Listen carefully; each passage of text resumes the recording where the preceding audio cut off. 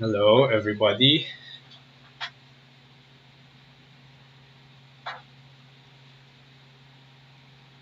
Hello. So, welcome sa ating live stream ng ABaKoDa Round 1.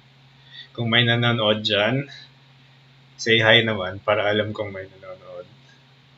And also, say hi to each other, yung mga contestants, so that you guys at least say hi to each other, said hi to each other. Yeah. Um,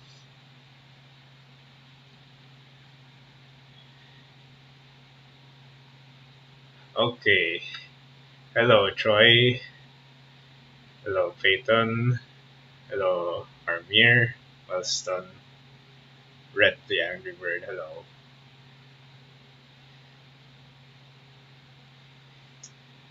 Okay. So if someone's watching the stream and for some reason just encountered it randomly, maybe nakita niyo sa Facebook or sa YouTube, and you don't know what we're doing here, go to abakoda.noi.ph. That's ABaKoda.noi.ph. Click on the first link there. Um, this is what this that page will tell you what this is all about. And yeah, this is the live discussion of all the problems that appeared in the contest described in that link. Okay, so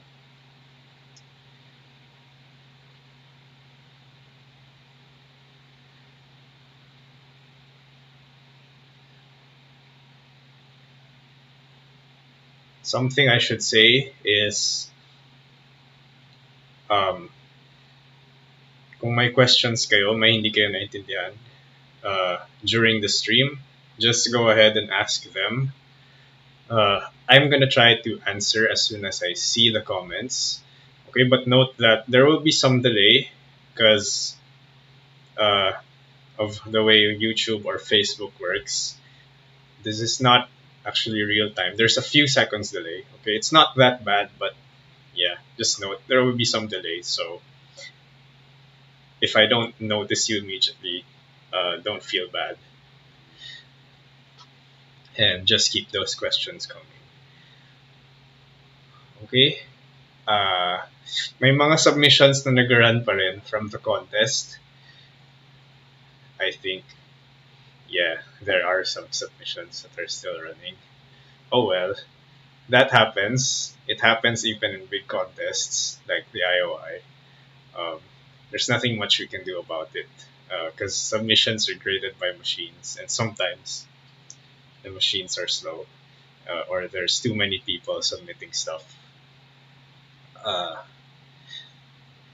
okay, but if you submitted before the end of the contest and your solution happens to be right, you still get the points. Don't worry.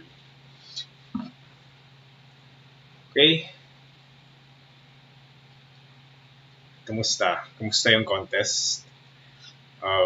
I hope you guys enjoyed it.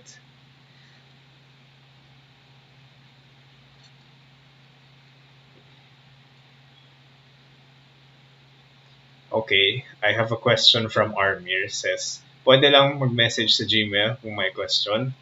Yes, pwede. Uh, you can email ask@noi.ph for any questions. Pero kung high school student ka and you want to get your questions answered faster, join our Discord server. If you go to, okay, let me type the link. Uh,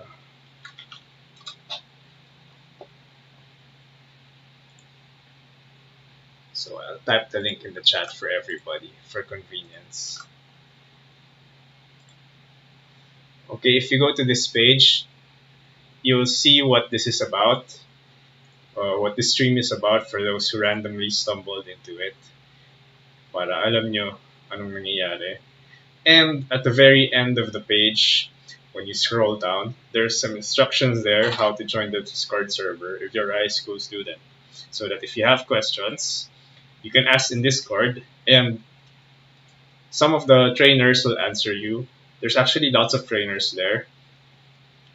You'll get an answer faster if especially if it's about the contest problems. And sometimes, actually, hindi lang yung mga trainers yung mga ibang nagte-train din na medyo mas advanced na, they will help. There's lots of nice people in the Discord server. Okay, so kung high school student ka at hindi ka pa kasali sa Discord server, I invite you guys to join the Discord server. Okay, and of course, subscribe to this channel, like our Facebook page so that you stay updated about the happenings. Okay, so for those of you who weren't here last week, let me introduce myself again. So my name's Vernon. I'm Vern Goods on Code Forces. If you open the contest page, you'll see that I'm the person who prepared the contest. Yeah, that's me. And I'm the coach of the Ateneo programming team. So Ateneo has official teams who go to contests like this, and I'm the coach. I also am one of the organizers of NOIPH. Yeah, so just in case you're wondering. All right.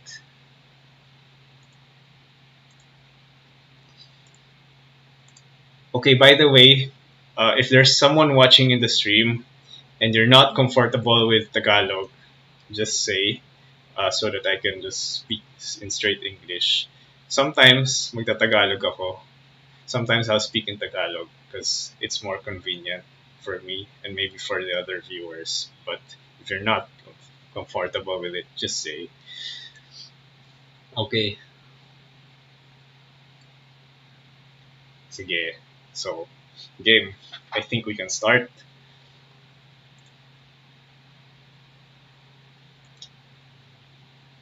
All right.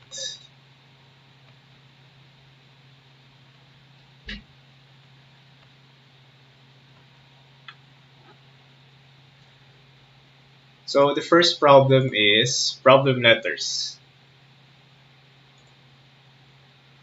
Okay. Ano ba yung problem? Well, anong gagawin sa problem? Kailangan i-print out ano yung letters sa ith column, where I is just 1, 2, 3, or 4. Okay? So what do we do here?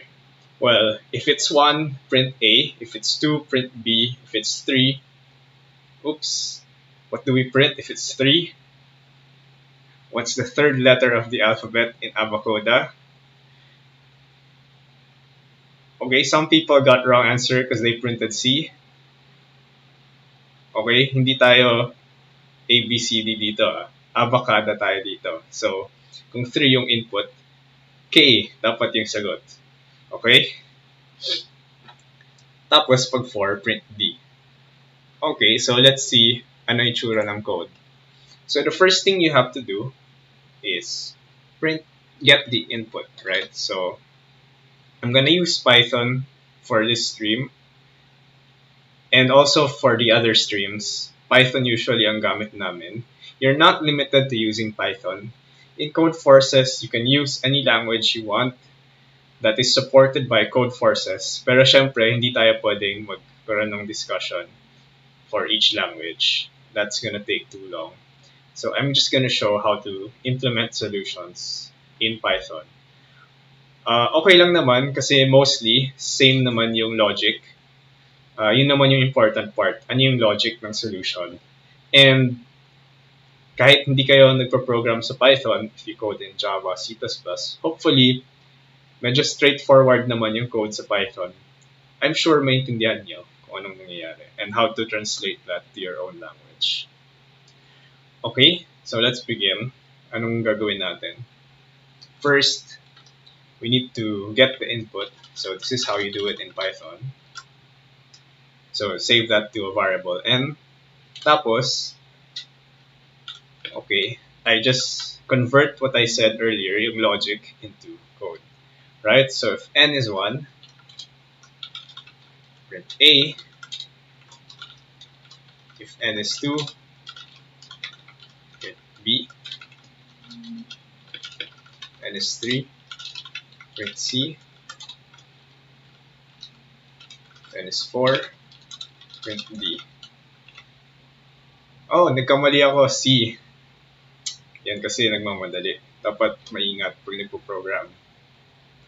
Okay, K yung 3. Right. Okay, let's test it.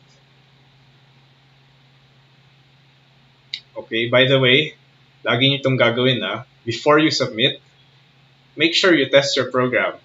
Make sure your program is actually working. Huwag kayo mag-submit ng basura na hindi gumagana.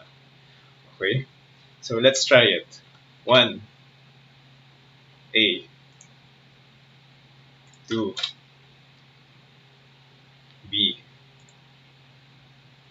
Okay, 3. K. 4. D. Okay, seems correct. And that's actually the correct solution. Okay, there are some things you can do here. Kunwari, itong else if hindi na kailangan. Actually, else lang pwede na. Okay, kasi wala namang other cases. Okay, may makikita kayo sa problem statement na may nakasulat na ganito. Constraints 1 less than n less than or equal to 4. Ano ibig sabihin yan? So, yung mga first-timers, yung mga hindi nakanood ng stream last time, I would suggest to watch the first few minutes of last week's stream. Kahit yung problem may discussion lang. Para gets na gets nyo ano yung rules ng game. May mga rules kasi na, okay, it's not super important sa real-world programming. Pero it's something that you need to know para pag sumasali kayo sa programming contest, alam nyo ang ginagawa sa programming contest. Okay, the first one is, may bibigay sa inyo ano yung expected input sa program nyo. Okay, so first, yan yung nakikita nyong constraints sa problem set. Ano ibig sabihin yan? Ibig sabihin, the input is guaranteed to be between 1 to 4. And sinabi sa input, diba, the input is an integer. This means, yung ibibigay na input sa program nyo, guaranteed, itetest yung program nyo sa input na 1, 2, 3, or 4 only. You don't have to deal with cases na hindi nagsasatisfy yung input ng constraint na nakasulat sa statement.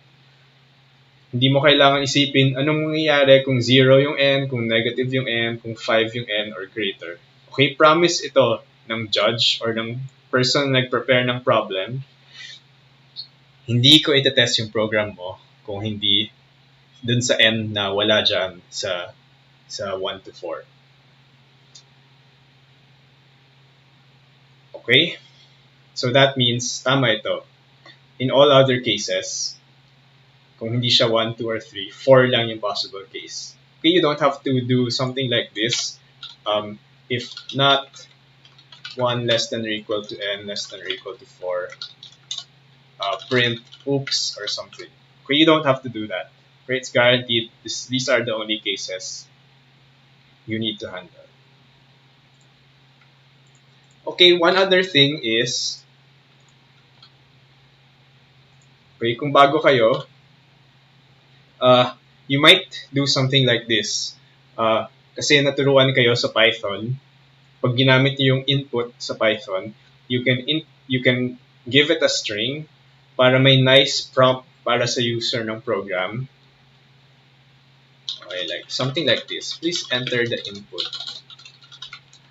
Tapos pag ni-run nyo, may lalabas na please enter the input. Okay, and maybe if you program in C++ or Java, ganun din. Ganun yung turo sa inyo. This is how you make a user-friendly interface, even though your program is text-based. So, yan, you might do something like that. And actually, tama naman. Tama yung logic ng program nyo. Kung 4 yung n, tama yung sagot, D, and then if you test it for the other inputs, 1, tama, 2, tama, 3, tama. Okay, the problem is, Sa programming contest na ganitong style, like NoyPH, ABaKoDa, if you join Code Forces regular rounds and AtCoder regular rounds, yung style sa competitive programming ay automatic gina-judge yung programs nyo. So, kasi usually yung mga sumasali sa programming contest can be hundreds, thousands of people. Tapos, ilan ba yung nag-check ng solutions? Ilan yung nag-prepare ng contest? Maybe like 5 people, 10 people. Okay, it's impossible for everyone to read your code and test it manually like I'm doing here. So actually, ang ginagawa sa mga programming contests, computer ang nag-check ng program nyo. Okay? Kaya hindi nyo dapat gagawin to. Kasi anong mangyayari pag ginawa nyo yan? Sasama sa output ng program nyo itong please enter the input. Okay? So, makikita ng computer, ano bang gagawin ng computer? Paano nangyayari yung automatic judge? Yung tao, yung person na nag-prepare ng problems, magpe-prepare lang ako ng input files. So, kunwari, gagawa ako ng input file, ang laman niya, 1. And then, prepare ako ng output file, ang laman niya, A. So, gagawa ako ng next input file, 2. Tapos yung output dapat B. Tapos yung next input file ay 3. Tapos yung output dapat K. Ibibigay ko yung input and output files na yan sa code forces. Tapos, ang gagawin lang ng code forces, pag nakuha niya yung code nyo, okay, run it on this input sa 1. Anong in-output ng program? Tapos, i-match lang niya. It will blindly just check yung output ba ng program mo exactly nag-match dun sa A. Tapos, i-run niya sa 2. Yung output ba ng program mo sa 2 exactly nag-match sa B. Kung saktong nag-match lahat, accepted. Okay, kung hindi nag-match, kung may hindi nag-match na at least one, you get wrong answer. And the thing is, dahil kasama sa output ito, itong please enter the input, makikita ng automatic judge ng computer, okay, yung output mo dun sa 4 na case ay please enter the input D. Hindi siya pareho sa D lang. So, wrong answer. Okay? So, this is something you just have to get used to when you join these kinds of contests. Dahil automatic ang judgment.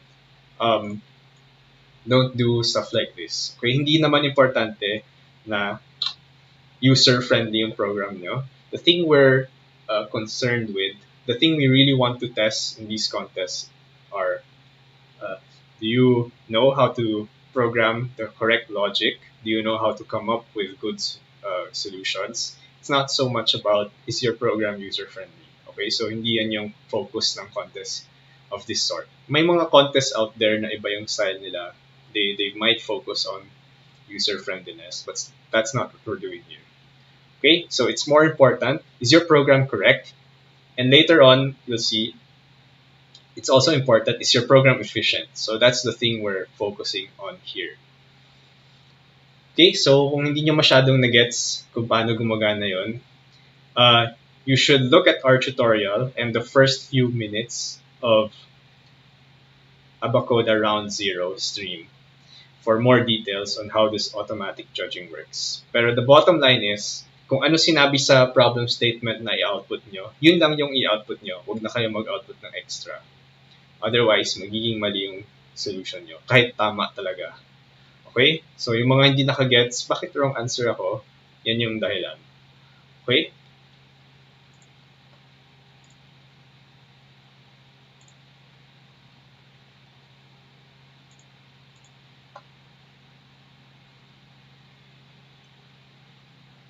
Okay, so I have a comment from Armir. Says, Sir, I don't really understand Tagalog. Okay, sorry. So, sige, I'll stick to English for this stream for the sake of Armir.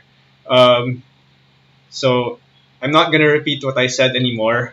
But anyway, if you had some problems with problem A, I suggest you go to our YouTube channel, look at the tutorial, Introduction to Competitive Programming tutorial video there. to understand what's going on and why you shouldn't do something like this. Uh,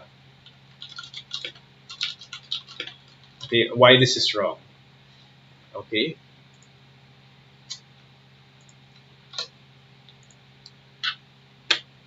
Okay.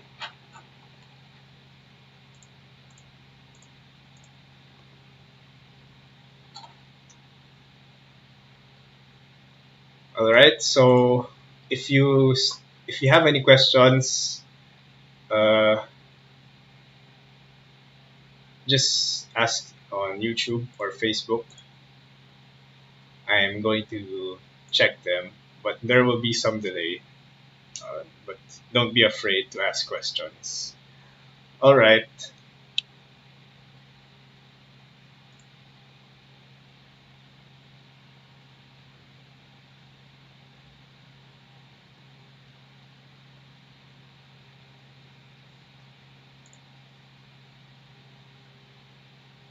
Oh, by the way, let's go back. There's still some things I want to say about problem A. Okay, there's actually a nicer way to solve this problem. You can do this.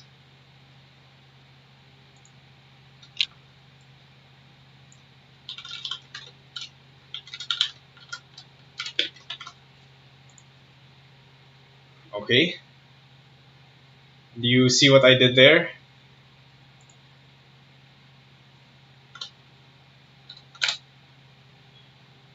Okay, so you prepare a string in advance that has ABKD, and then you just print out the the character of that string that you want. Right? That's shorter. You don't have to type all that if else, and you can do this in almost all programming languages.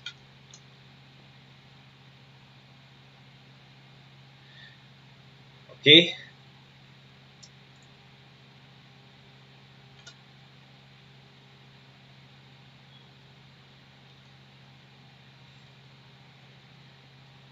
So let's move on to problem B. But if you guys still have questions about problem A, just ask in the chat. I'm going to look at them and I can still go back to discuss problem A if you have questions.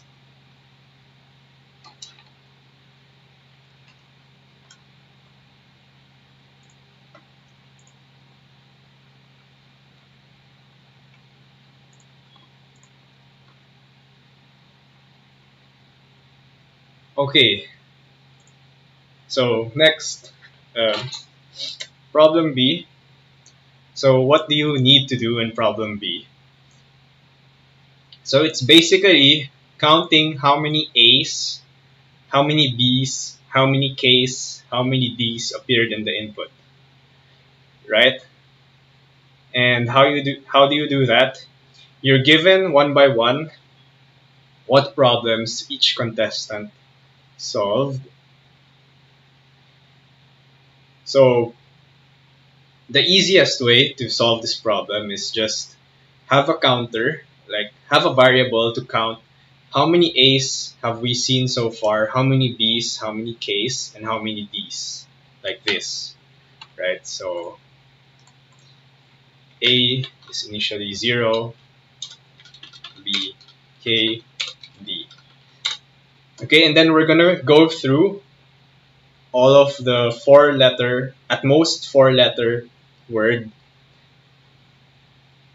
that shows which problems each contestant solved.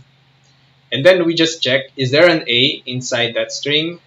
If there is, then we increase A by 1. If there's a B, we increase B by 1. If there's a K, if there's a D, and so on. Right? And then at the very end, we just print A, B, K, and D.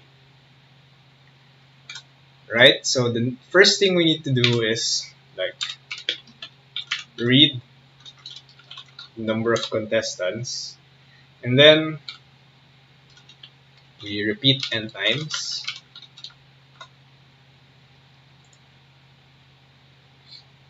Okay, so for those who are not familiar with Python, this is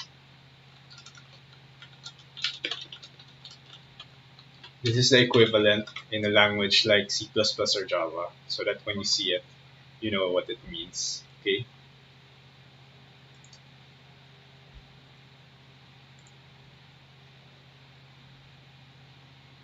And sometimes I'll do this, right?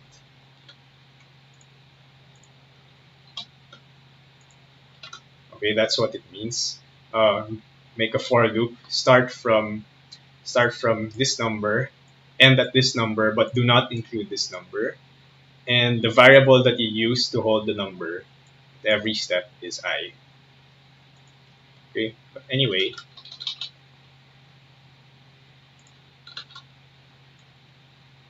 wait.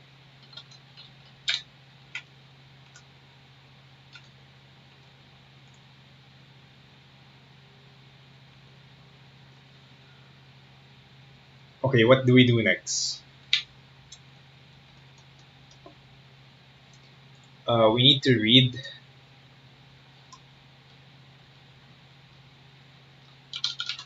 what the contestant solved, right? So input, and then I can do this. A in solve, A plus equals 1.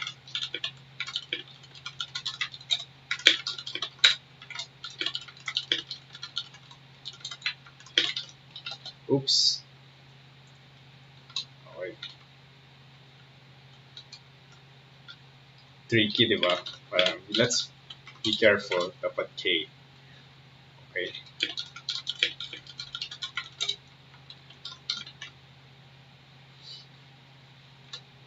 Okay, and then we print out ABKD.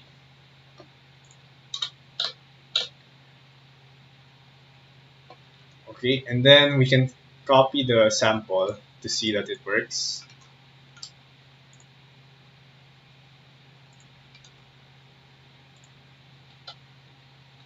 Oops, that's not what I wanted to do. Let's try that again.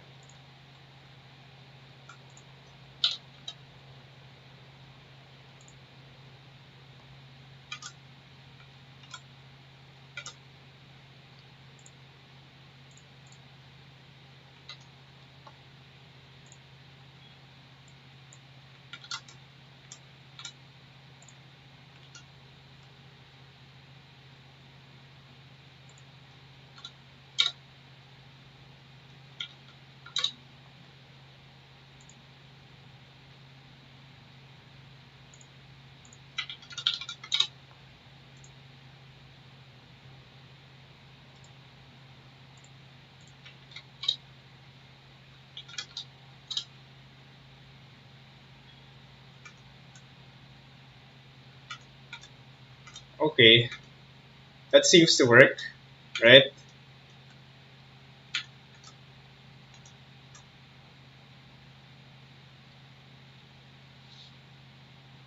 Uh, so one thing you notice is sometimes it's kind of annoying to type in the input every time you want to test, right? Especially if the input is long. Uh, it's kind of annoying. So in programming contests, there's usually a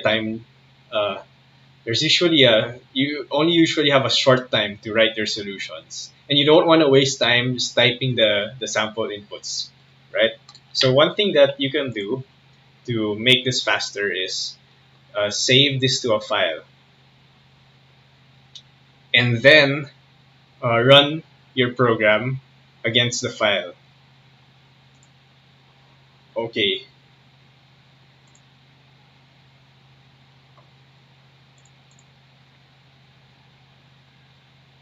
let me see if I can show that here.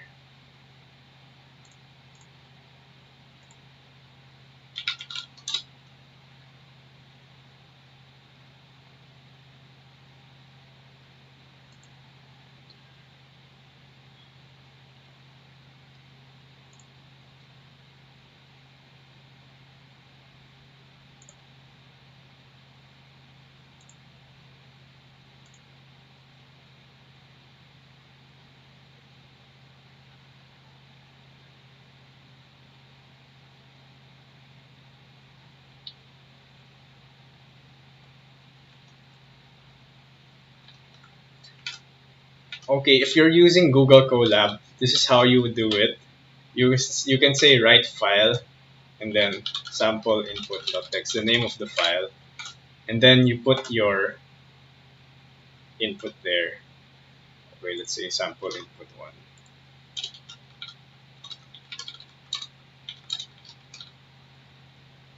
Okay, and I think this should work. Okay. Uh, if you're doing this locally, if you're using, uh, I don't know, idle or something, you have your own IDE at home. This is a regular text file. Just make a text file using any text editor. Use Notepad, use WordPad. Not Microsoft Word, because Microsoft Word will save your text in a weird format. Just save a plain text file and put the input there. Okay? And then once you have the input, what do you do? Well, uh, if you're using Google Colab, you can do this.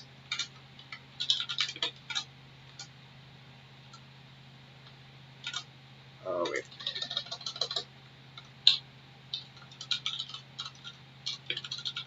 Okay, let's save our solution in a file, solution.py, and I'm just going to copy this.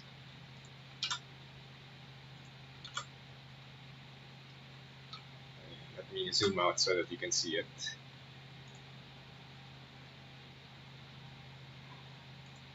Okay, and I can do this.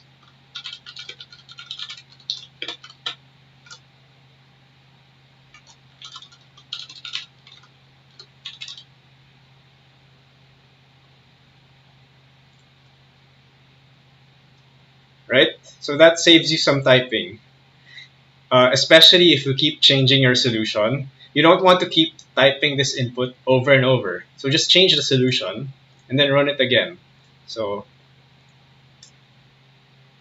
yeah, if you're using if you're doing using some other IDE on your local computer, it's the same thing. You save your solution in a Python file, or if you're using C++ or Java, you probably know what to do. You save it in a CPP or Java file, and then you compile it. And then you open your terminal, and then run this command without this exclamation point. This is just for Google Colab. So you just write this. Make sure you save the solution and the text file in the same folder, and then you navigate to that folder, uh, and then run it like this. Okay, if you're not so familiar with how to do this in your uh, local machines, maybe use Google Colab for now, especially if you're a Python programmer. Use Google Colab for now. Uh, and then we'll talk about how to do this. We'll show how to do it using CMD or Terminal, depending on your OS, some other time. Okay, maybe we'll release a tutorial video for that. So stay tuned. Okay, but anyway, the point is don't keep typing the input over and over again. Learn how to use the tools that you have in your computer so that you can read the input from file and you don't have to keep typing the input every time you want to test your program. Okay, by the way, if you want to see this, see all of this later on, I'm going to post links to it so you don't have to screenshot or anything. You will see all of this later on. There's gonna be a link to it somewhere. Okay, maybe I'll put it in the description after this stream is over. And if you're in the Discord server, you'll easily see it. Okay.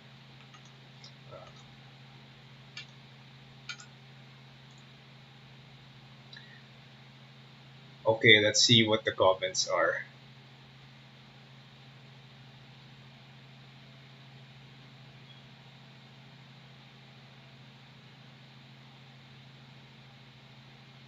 Yeah, so there's some not very useful comments about grass anyway. And then there's a useful comment about using online GDB. Yes, that's nice. As long as your IDE uses has some kind of way to let you put the input as text so that you don't have to type it over and over. That's good. Find a way to do that. And if you don't know how to do that, stay tuned. We might publish a tutorial video about that. Okay, but if not, in the meantime, you can use Google Colab, especially if you program in Python.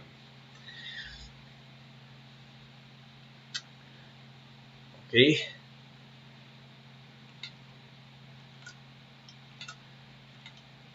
What else do I want to say about this problem?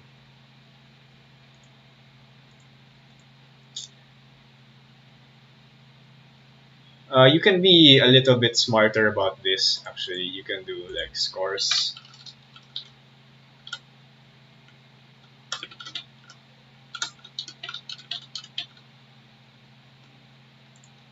is all zeros, and then you can do this.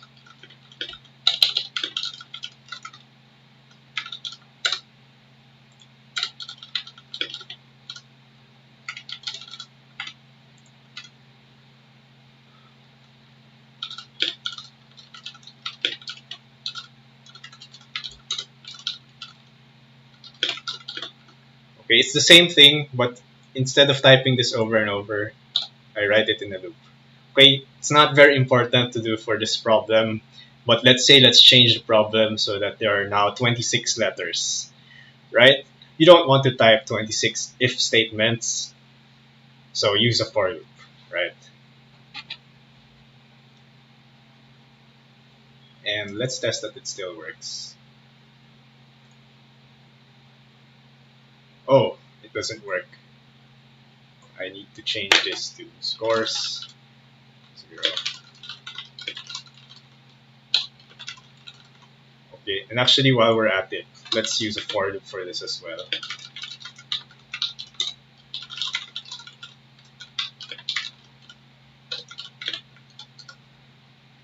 Okay, so in Python, this is the way you print something that so that it ends in space instead of a new line. Because by default, if you use print in Python, it's going to print a new line and move the next output to the next line.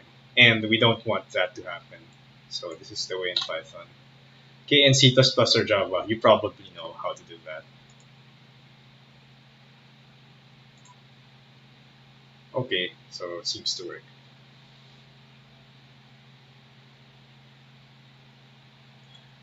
Okay.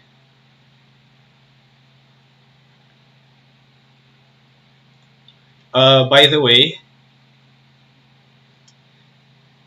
Python has this nice thing where you can just say X and Y, and it will just tell you, is there an X inside this collection Y, right? Uh, if you're not using Python, I think there are some equivalents in C++ and Java, but the syntax is a little bit more confusing or not straightforward, or maybe you haven't seen it. But anyway, even without this magic in Word, you can always write something that does the same logic, right? Um, how do we do that? How do we check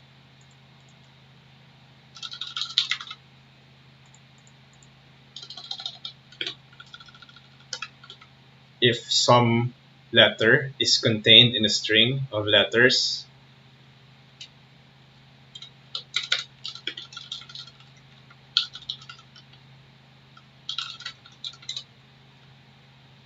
Well, we can just go through every character in the string.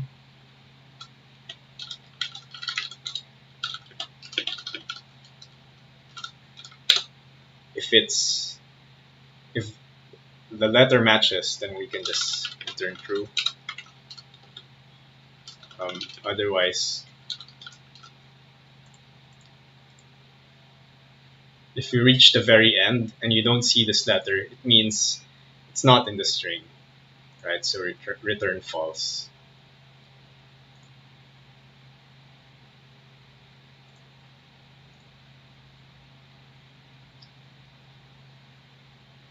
Okay, so that seems to work.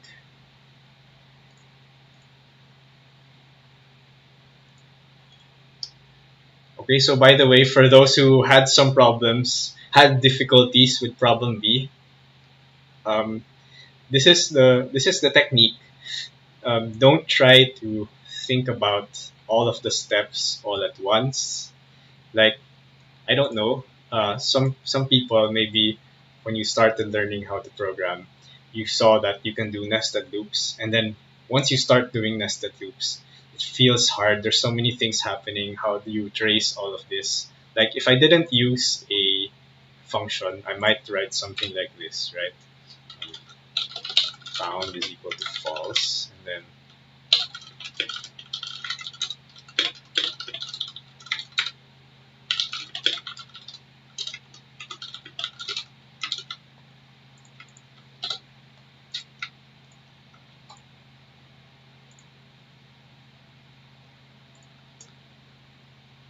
oops.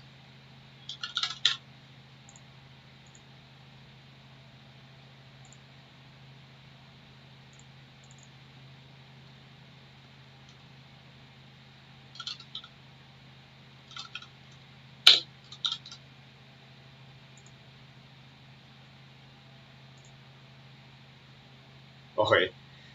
How did I write that quickly? Why do I know immediately, oh, I need to do this, do that? I can nest multiple loops and I don't get confused. Well, the trick is, don't think about all the levels of the loop all at once.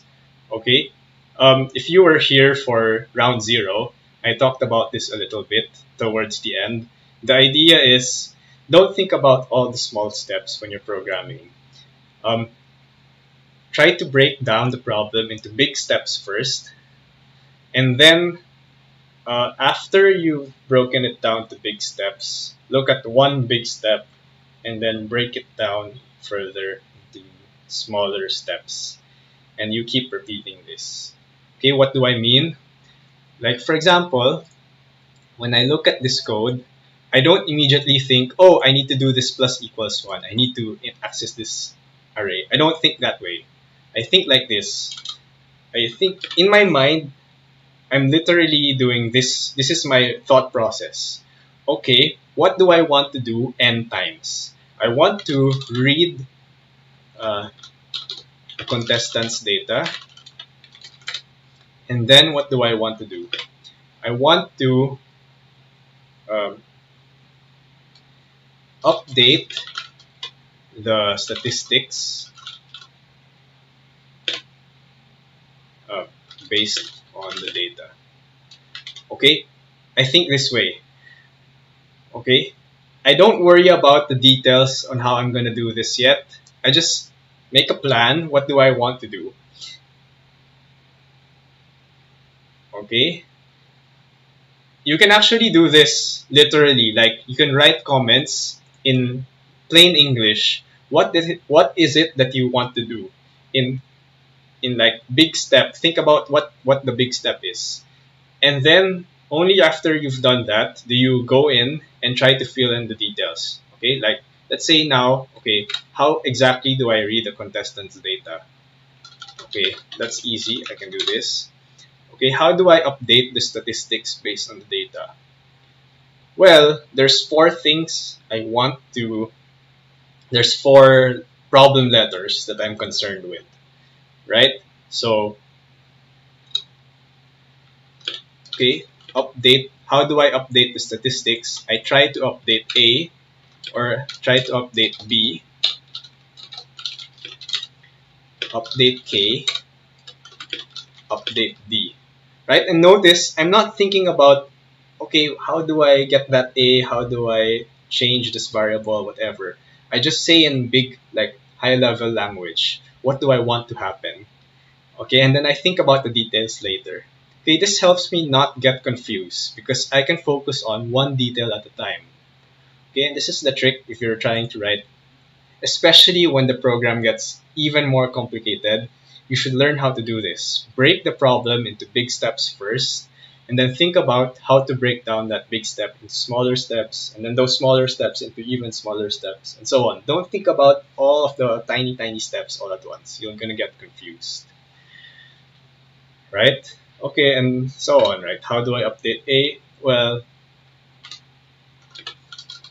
look for A in solve. A is in solve, then increase the count for A, right? And then you can just keep doing this, right? How do I look for A in solved? Okay, and so on. Okay, I hope you get the point. I didn't I didn't come up with this program from like instantly, okay? And I didn't think about all the tiny steps all at once.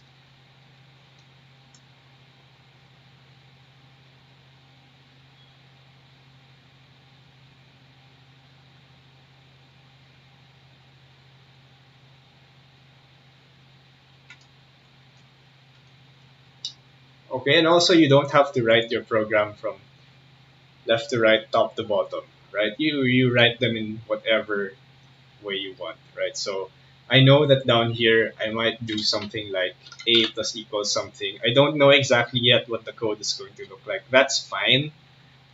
And then I know down here I might do something similar. Okay, and then you just leave your program like this and then fill in the details one by one. Okay, that's fine. Right.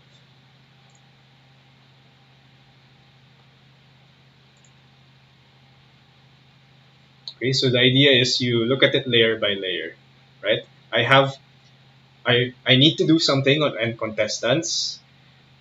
Okay, so I write a for loop that says for for something up to n, and then I forget the fact that there are n contestants out there. I now focus on there's only one contestant. What do I have to do?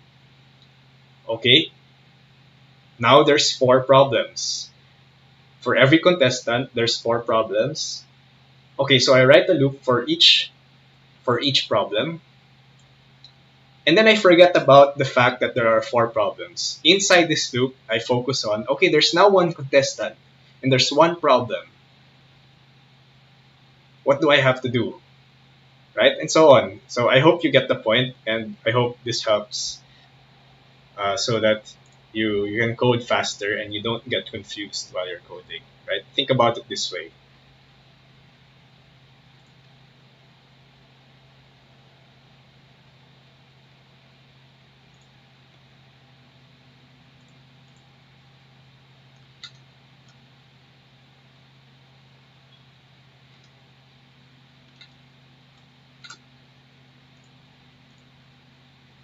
Okay, so I guess we can move on to problem K.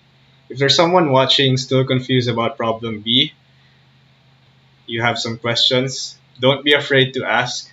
I might not be able to see them immediately, but I will check and I will answer eventually. It's okay. All right.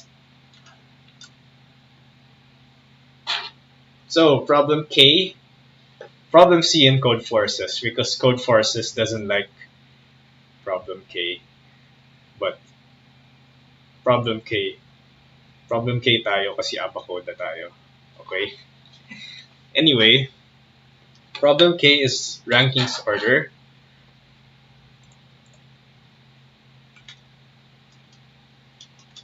And the idea is simple. You just want to sort. You want to arrange the contestants in order from highest score to lowest score. Okay, but there's a thing. If there's a tie, which in ABaKoDa will happen a lot because there are only 5 possible scores. If there's a tie, you arrange the contestants in alphabetical order. Okay, I don't think that's what happens in the Code Forces website, but that's not important. Okay, you read the problem and you solve the problem based on what's written on the problem statement. Right. Okay, how do we do that? Well, first of all, um, it's a good idea to simplify a problem if it feels too hard. What do I mean by simplify? For example, here in this problem, you need to worry about ties. Okay, but let's say we don't need to worry about that first. Let's say we just want to sort the contestants by number of problems solved. Okay, uh, how do we do that?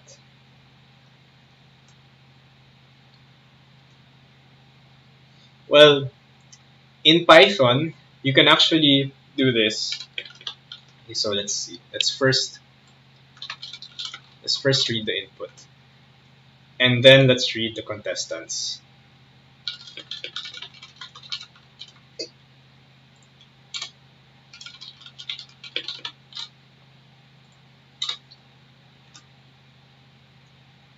So we have their name and their score.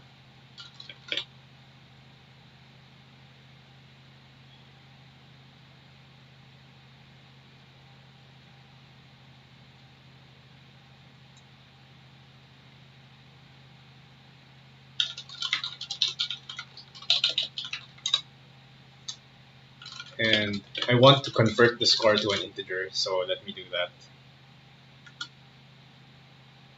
Okay, it's actually not important because in this problem there are only 5 possible scores, and if you arrange them alphabetically, it's the same as if you arrange them numerically. Okay, but in general, if you want to solve this problem for any scores, you convert the score to an integer, right? Now, what do I do here?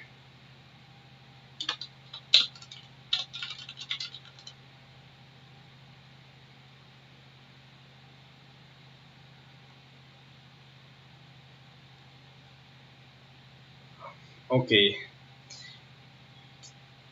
maybe you're thinking of doing something like this, right? Let me just collect all the scores. Okay, and then in Python, um, you can you can just do this, right? There's a built-in sort method in Python. In C++ and Java, there also are built-in sort methods. So if you're not familiar with them, you you can Google them and learn how to use them. Okay, it's very important that you know your programming language well and you know what you can use there, so that you don't have to invent a commonly used function yourself.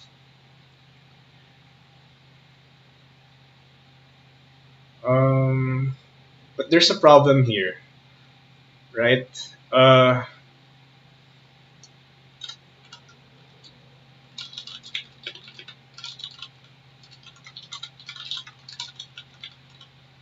If we try to run this, what's gonna happen? Okay, let me follow my own advice and first save this to a file so that I can keep running.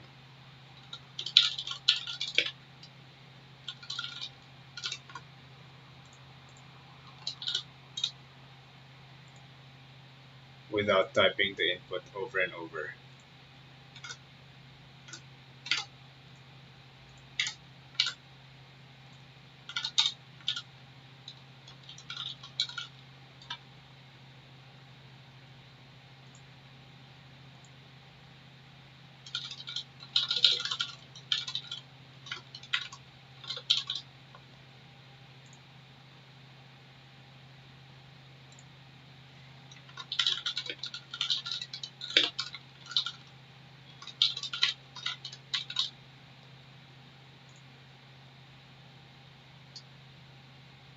Okay, there are actually several problems. The first one is um,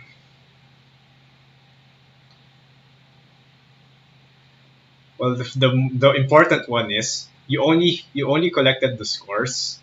So how do you know the names of the people who have those scores, right? Or yeah, you because you need to print the person's name plus the score. And then the other thing is,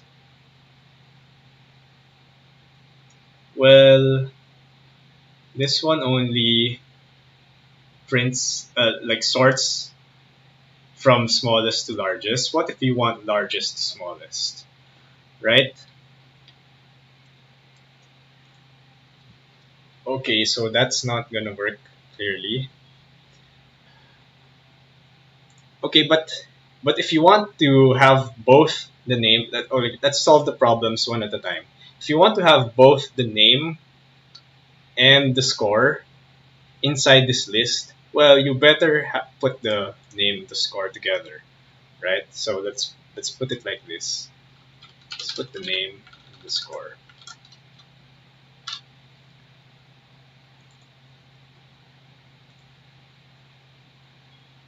Okay, so I'm now putting a list inside this list of contestants.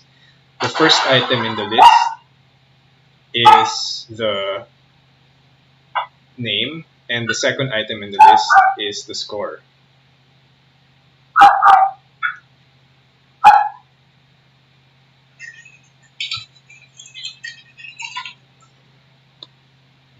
Okay, there's some noise. Sorry about that. Okay. The first item in the list is the name. The second is the score. So if I want to print it out, I print out the name and the score.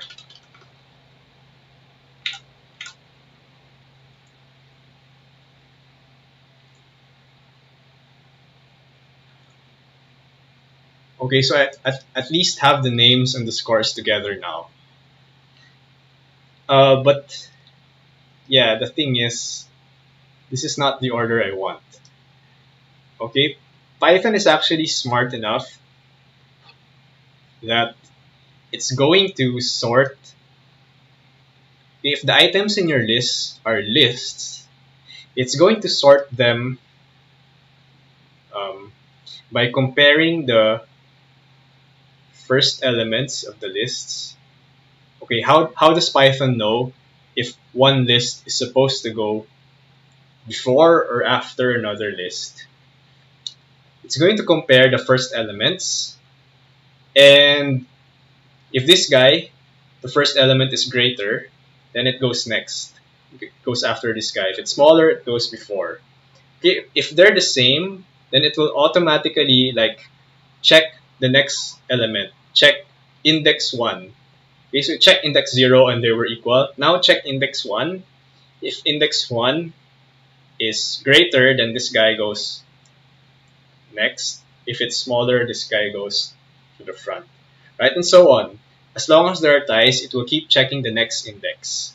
And then in the case where both lists are, or one of the two lists have no more items,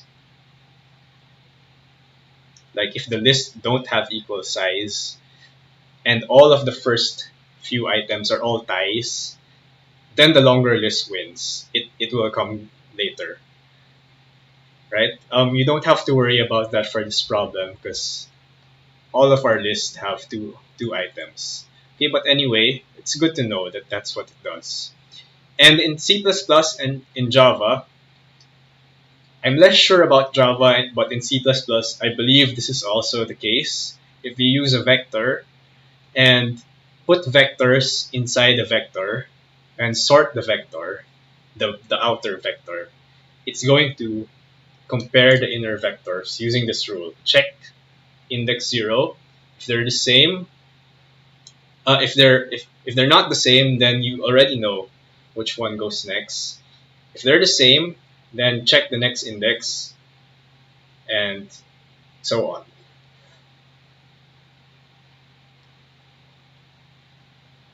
How do we use this? Well, we want to sort by scores first, right? So scores are more important than names. So let's do that. Let's put scores in front of names. What will this do? This will tell Python, okay, scores are more important than names. whenever I look at two records in my contestants list, I'm going to compare their scores first. And only when they're a tie do I look at the names, right? So this almost solves my problem actually. I just have to change the printing a little bit because I want the name to be printed first before the score.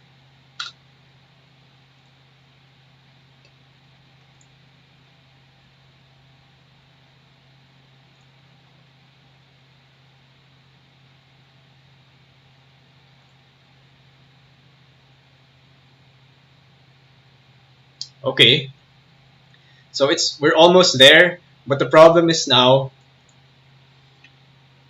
I want them to be sorted by uh, well, let's look at the second sample input first to see that it actually sorts.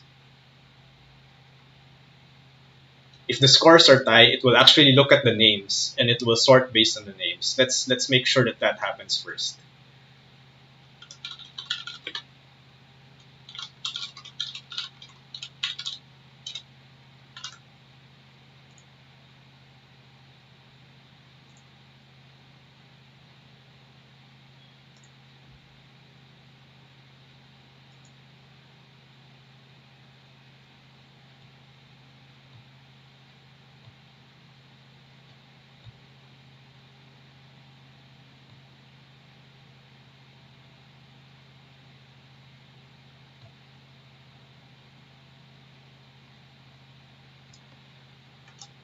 Uh,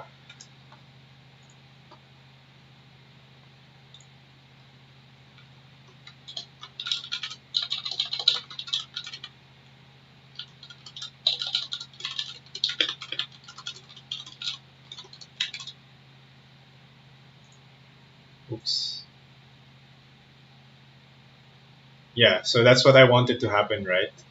The scores are tied, so Python will look at the names next. Okay, but let's go back here. Right now, it's sorting the scores from smallest to largest. I want them to be sorted by largest to smallest scores. Okay, how do I do that?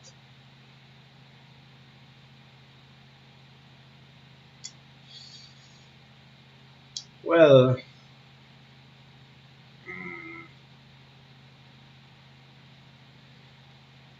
okay, if the thing you're sorting on are integers, there's actually a trick you can do.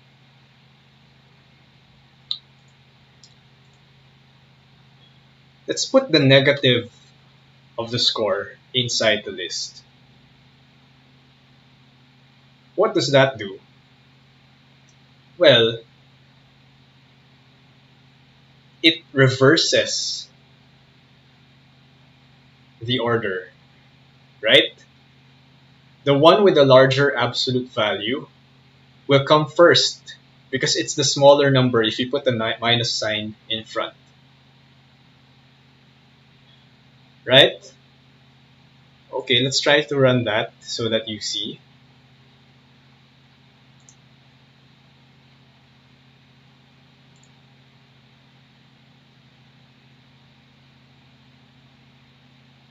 Okay,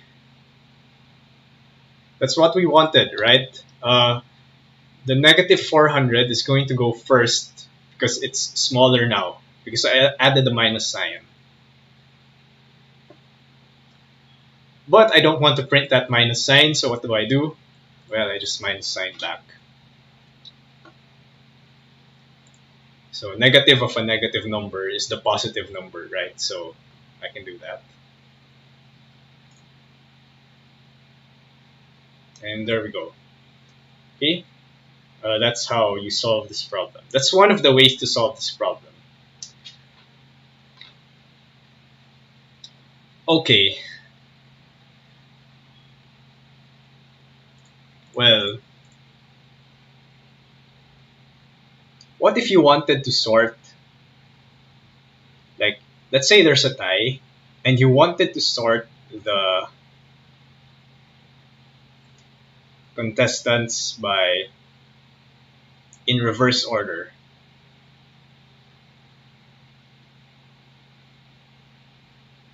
Like let's say over here, I want it to be Cody first before Abby. Okay, so I'm sorting the names in reverse order now. Well, I can't really do this minus trick for names, right? There's no negative of a string. Okay, if you're kind of smart, for the viewers who saw it, um, there's actually a way. There's a way to cheat. Like you can sort by you can just go ahead and sort like this and then reverse, because we're both rules are now consistent. You sort the scores from largest to smallest, and you also sort the names by largest to smallest. So you just go ahead and sort them by smallest to largest, and then you reverse everything. It will be sorted by largest to smallest. Okay, but let's change the problem a little bit, because there's an important thing I want to show you. Um, if we want to sort by smallest scores first, and then break ties by largest names first. So what do I mean? If I have Baba 200, okay, what I want to happen is Coda 100 should go first, and then Baba 200 should go first, and then Abba 200. So first sort by smallest score, and then when there's a tie, sort by largest name. Okay?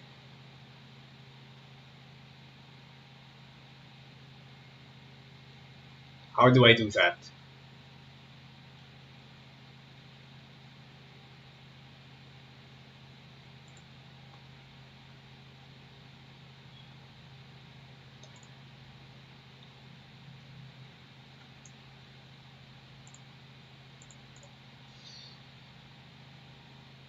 Um, yeah, so you can't really apply this trick anymore of doing negative names. Okay, well, if you're really smart, you might come up with this. You can think, yeah, I can still sort of cheat it.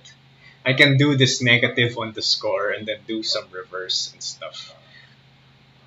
Okay, yes, you can do that. At some point, it's gonna be confusing. Like, which way is which? Do I reverse? Is it up? Is it negative, positive? Which way goes which? You're gonna get confused. There's so many things happening.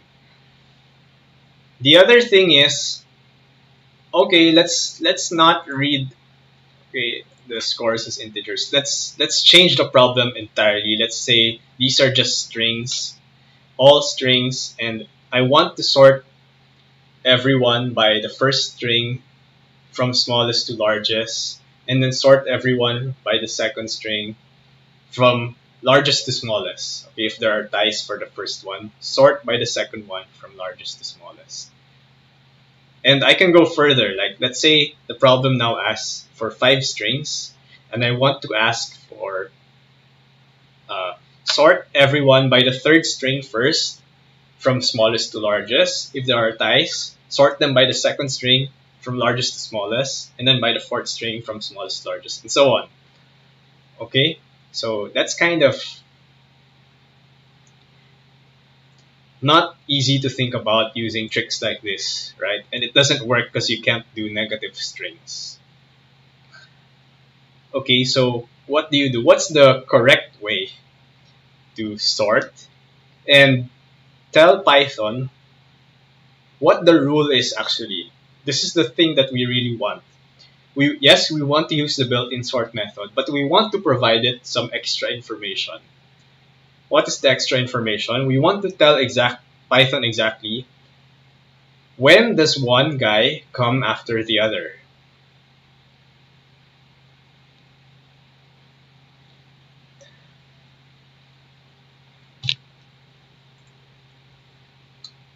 Um, well,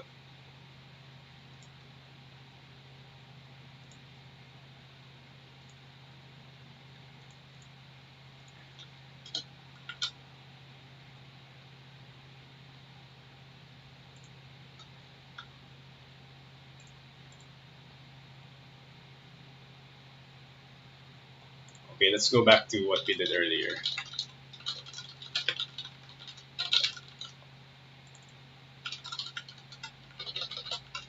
So in Python, you can do this.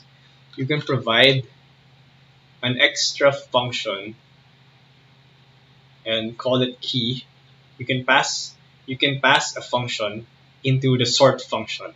Okay, what am I doing here? I'm passing a function into a function. And that's a thing. That's you can do that in many programming languages today.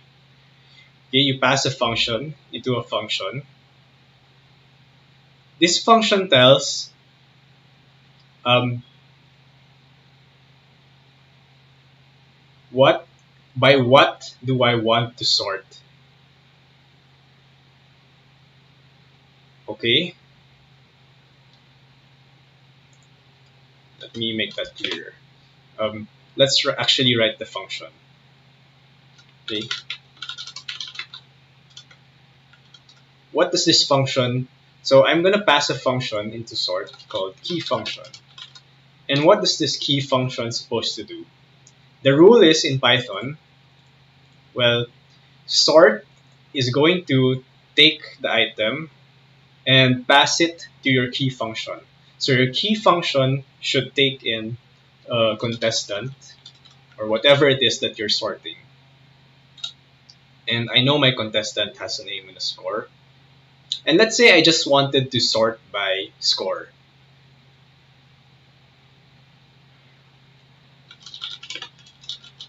Okay, I know that score is in index 1, so I return that. Okay, let's run this so that you see what happens. Let's remove Baba so that it's clear.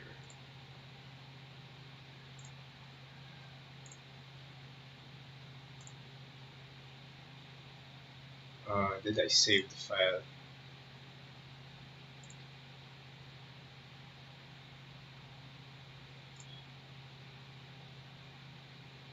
Okay, so what happened here? I put names and scores inside this contestants list. So each contestant is a list that has the name in index 0 and the score in index 1. Right? And then what does the key function do? The key function is your way to tell Python, okay, this is how I want to sort the items in this list. I want the thing to be compared to be the index 1 of everyone in this list. Okay, I hope that's clear. This is the way you tell Python to key by score.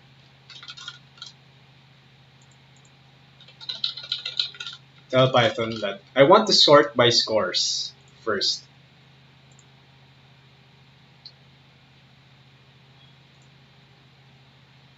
Okay, and then you can write a different function that does this. Key by name.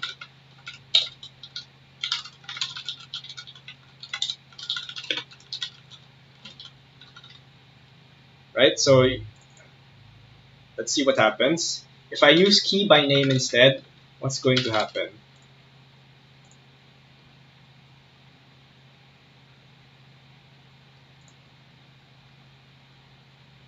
It's going to sort the contestants by name. Okay, so we now have a way to sort by score or by name. How do we use them together? Well, what do I want to happen?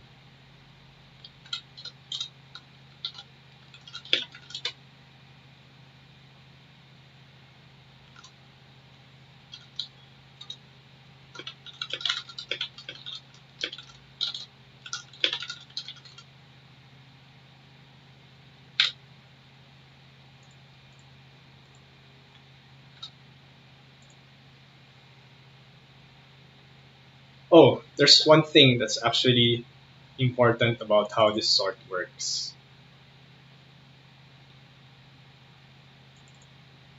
If based on this key, there's a tie, Python is actually not going to change the order of those two items. The order in which those two items appeared in the original list is the same order in which they will appear in the sorted list if those two things are tied. Okay, let me show you what that means.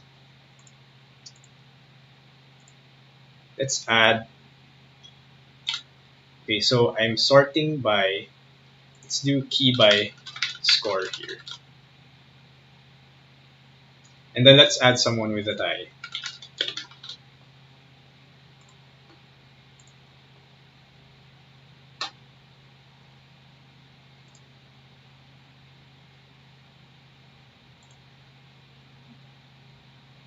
Uh,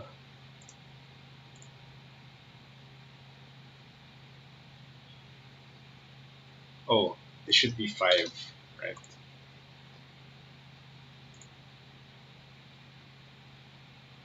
Okay, so what happened? It's keyed by score, but ABA and BABA are tied. What does Python do if the two things are tied? It's going to retain how they appeared in the original input, right? So ABA came first before BABA. So that's what's going to happen here. If I do them in the, if I make the input in reverse order, what's going to happen? Oh, now BABA will come first before ABA, right? So that's the thing. If there's a tie, uh, Python will retain the original order.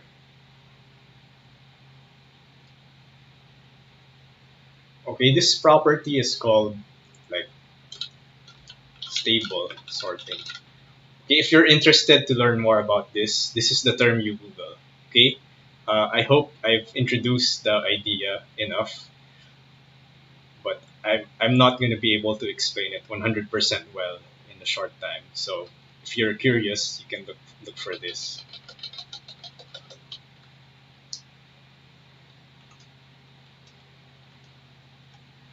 Okay, how do I use this?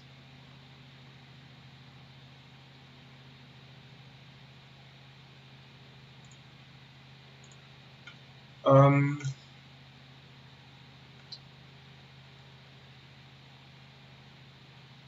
well,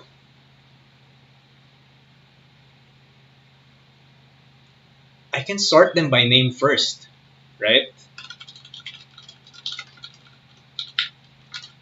Why do I want to do that? Okay, it seems like I'm doing it in the reverse direction, right? I want to sort by score first, and then if there are ties, sort them by name.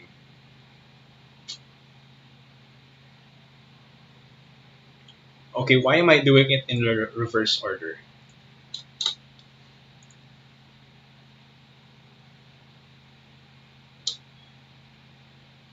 Well, think about what happens if you're now doing this line. If Python is doing this line and it says sort by score, remember what happens if there's a tie? It's going to retain the original order. What's the original order? Okay, if we didn't sort at all, the original order is what, however they appear in the input. But since we sorted by name, the original order is now sorted by name, right? So if I sort by score here, and there are two contestants with the same score that tied, Python is going to use their original positions in the list. And that happens to be sorted by name because we did this. So this does what we want. If we sort by name first, and then we sort by score, this line will deal with ties by not doing anything, keep the elements in their original order, and their original order was sort by name. Okay, I hope that's clear. I hope I didn't confuse you too much, but you can try this, right? You can open, if you use Windows, you open Windows Explorer. Wait, I actually am not sure if this still happens. You can sort by date first, date modified, and then sort by name or something like that. You will see that, um, or you go to Spotify. I'm not sure if Spotify actually has a sort. Sorry, I'm a boomer, so I don't use Spotify. Use Windows Media Player or whatever. You sort by title and then by artist. What's gonna happen? You're gonna get a list that is sorted by artist first, and then if there are ties, they're gonna be sorted by name. Okay, so you try it at home later. Okay, so I can run that. Okay, that's actually printed a nice way. Name first and then score. I'm gonna run that. Oh, there's one more thing. Um, my sort by score is in the wrong direction. Okay, but let's fix that later. Okay, but first let me show you that it indeed works. If there's a tie, it's going to sort by name, regardless of how they appeared in the original input. Because I already did this sort by name beforehand. Right? So Baba came first before Abba, and down here, it's now Abba Baba. And if I switch that, it still works.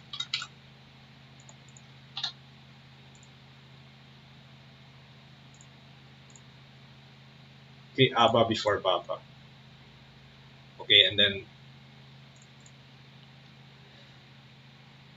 now I have to deal with this score. Well, the easy way is do the negative trick that I showed earlier. Okay, and then notice that contestant doesn't actually change. We don't have to do this other negative here to fix the output anymore because this doesn't change contestant. It just says, okay, apply negative and then sort it based on the negative value, but don't touch contestant.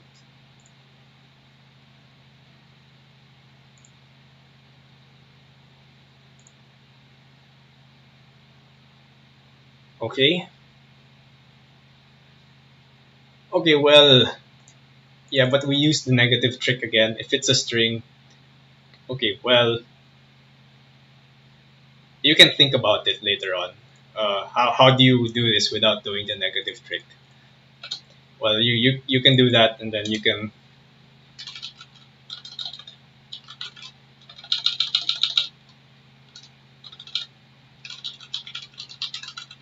Yeah, I'm actually not sure if this is a thing you can do, or if you can do this,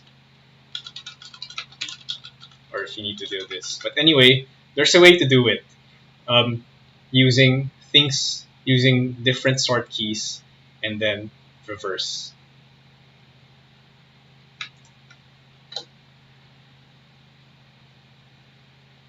Okay.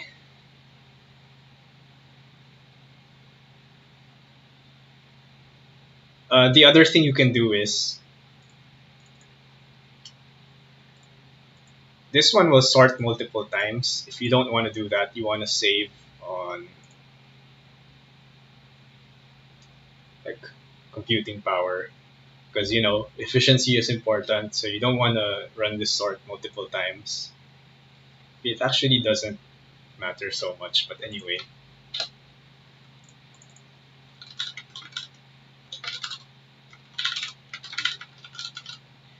You can do this.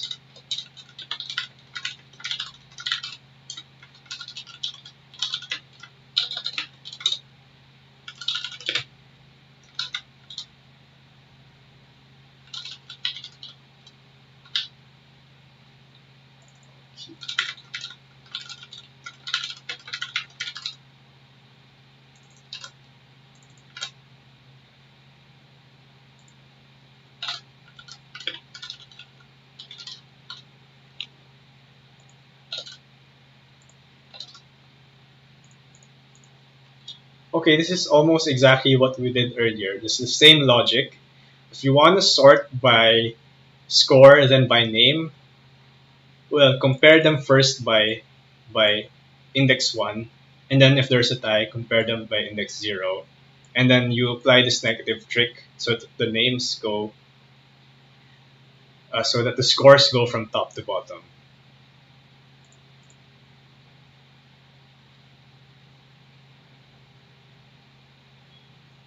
And let's check that that works.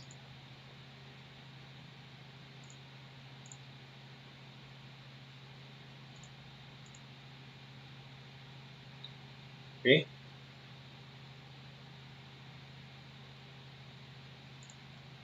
So that's one other way to do this.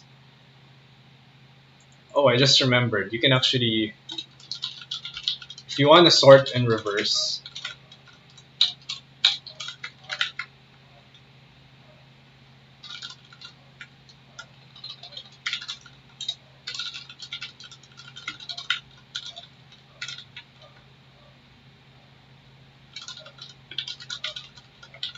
I believe you can do this in Python, right? So you don't have to do this.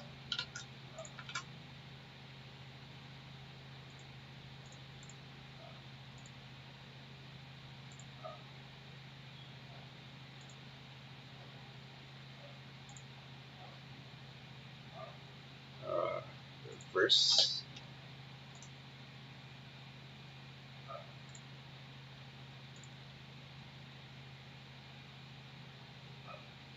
Yeah, yeah, awesome. That's what we want, right? Okay, that makes things easier, a lot easier. So I want to sort by name first, so that if there's a tie, actually, let me see if that actually works. What if I put Baba first before Abba? Yes, it works. Okay, if there's a tie, Python will leave them alone, leave them in the order they appeared before you did this sort. So that's sorted by name. And then after you sort by name, if they're not tied, they will be sorted by score. And since I put this reverse equals true, it's going to sort by largest to smallest. Okay, I think this is the cleanest way to solve the problem. So you don't have to do this trick anymore.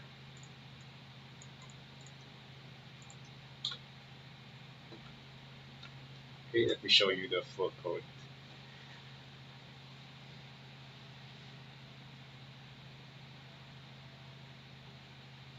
Okay, if you're solving in C++ or Java, there's an equivalent way to do it in C++ or Java, but the style in C++ and Java is different.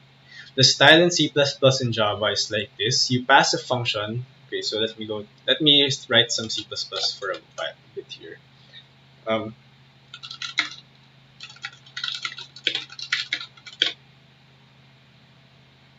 the style in C++ is like this. Okay, let's say you're sorting two vectors. You're sorting a list of vectors. The style in C++ is like this. You pass it a function that takes two guys instead of just one guy. And then instead of saying, what's the value of this guy that I used to compare against everyone else, you tell directly, when does one guy come before the other? Or, yeah, before or after the other. And your function here should return true if A should go before B, return false if A should come after B, or if they're equal, right? So this is, in short, is A less than B. And then you implement the logic for how you say A is less than B here. Okay? So if you want more details, this is the term you Google. Custom comparison in C++ or custom comparison.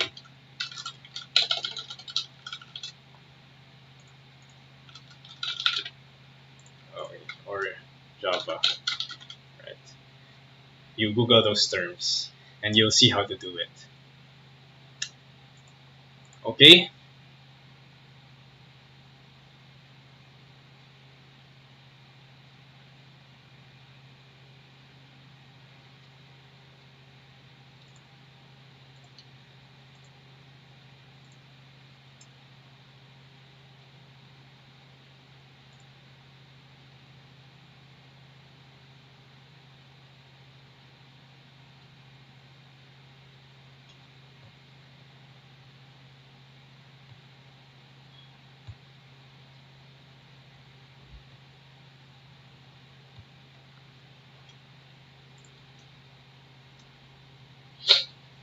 Oh, nobody tried this, but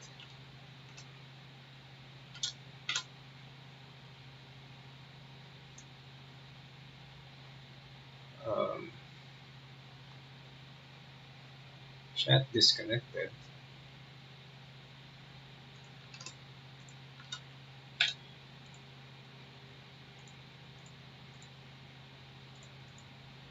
Nobody tried this, but there's one other thing you can actually do in this problem,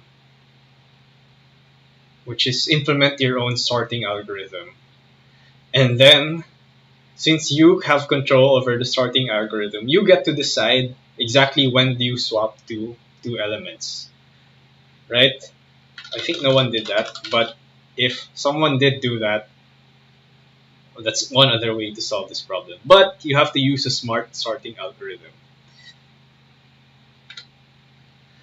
Last week, if you were here, we saw bubble sort, and if it wasn't clear to you yet back then, let me make it clear right now. Bubble sort is not the sorting algorithm you want to use. Okay, you can see the details of how we analyze the number of steps that bubble sort needs based on a based on that problem from last week. Look at that video. But the thing is, yeah, if your list is size n, let me swap here.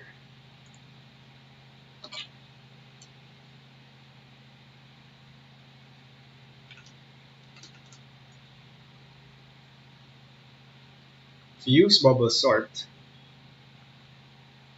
and your list is size n, we saw that the number of steps you need, number of basic operations you need to sort the list completely is actually roughly n squared. And this is kind of bad because in this problem, n is up to 10 to the 5.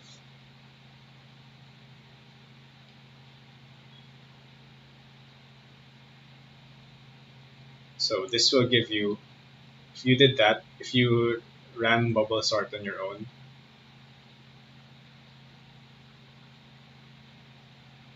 you'll get this. Okay, so the bottom line is don't use bubble sort. Okay. If you don't even know that that is, never mind. It's not important. Okay, except it's the thing that's you understand it for the memes, right? Like, oh, your grandma is slower than bubble sort or something. I don't know.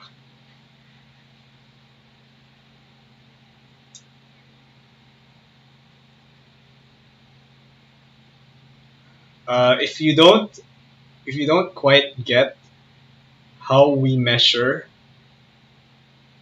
running time, how we determine if a solution is efficient enough or not, I encourage you to watch round zero. I don't want to repeat everything here because the stream will take too long. If you missed that, I encourage you to go back to round zero. Uh, go back to problem B. I have a fairly long explanation on how you compute the whether your solution will pass the time limit or not, and how do you determine if your solution is efficient or not. And you can also look at our tutorial video, the Introduction to Competitive Programming tutorial video. Towards the end, it's explained there in some detail how do you know if your solution is fast enough or not? Okay, and that's going to be important for this round and future rounds. So I encourage you to look at that.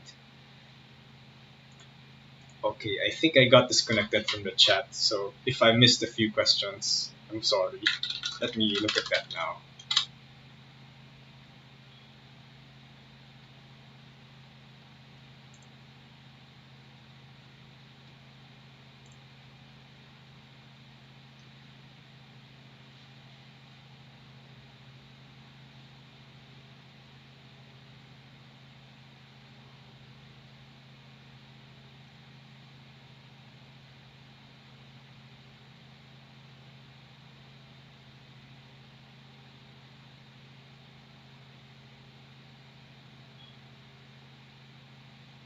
Okay, there were a few comments that I missed, but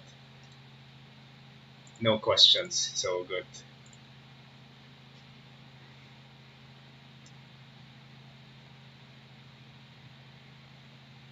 Okay, so let's move to problem D now.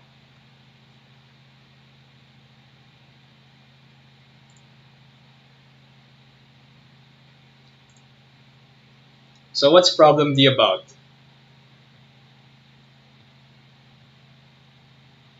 Well, problem D is now you have this sorted rankings and you want to find where am I in this rankings, right?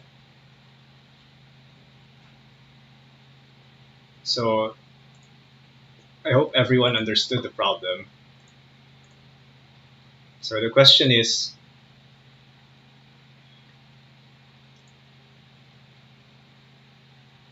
uh, you're given n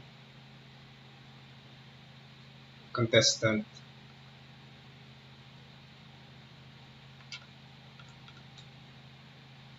contestants, and they're now sorted in the order that we just mentioned from problem K.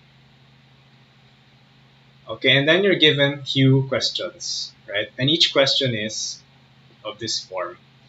What is the position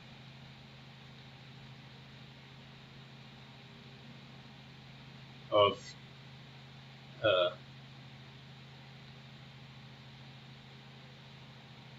contestant of name in the list of contestants?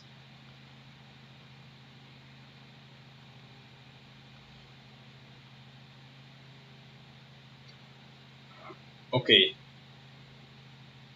how do we solve this problem? Well, let's try to just write the code for whatever, like, what's the most straightforward way to solve this problem, right? So let me switch to my code over here.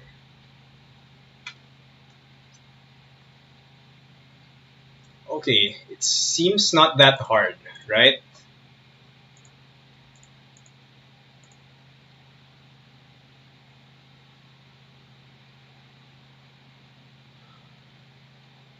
What do I do first?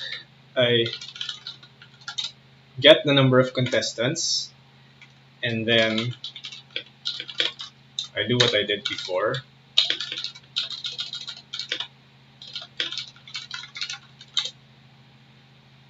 I want my name and score.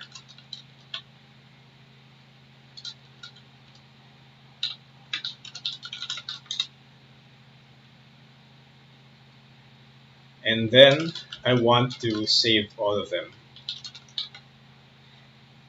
Okay, if you think about it, it's not really important to save the score here because that's not being asked of us, right? You only need to output the position of a name, and you already know that this thing is sorted, so you don't have to have the scores with you, right? So you can make it simpler. Just put the name.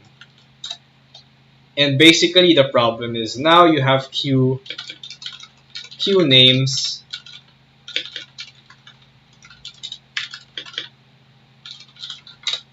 and now you want to what is the position of name in contestants? That's what we want to do, right? And this position has to be one indexed. So the first one should be 1, but that's easy to deal with later. Okay? The problem is essentially find the index of name in contestant. How do you do that?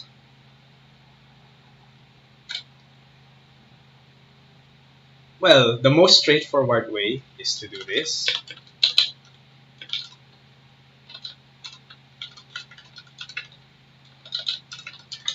Go through all the contestants that you read before up there. If the name is the name that you want, the name of that contestant is the name that you want, then you found the contestant. And we know that that contestant is at index j plus 1 because we're doing one index, right? So print j plus 1. Okay, and we're guaranteed that everyone appears in the input only once, and everyone always, this name always appears in the input, so this will do, right?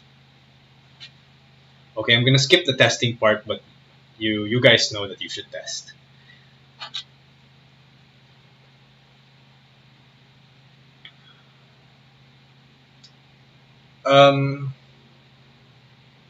Does this work? Well, if you submit a solution like this,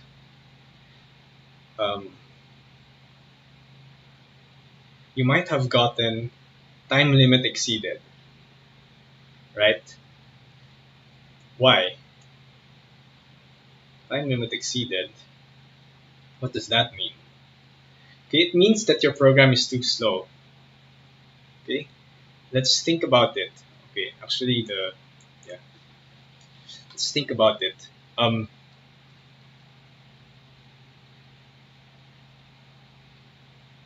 How many things am I doing here?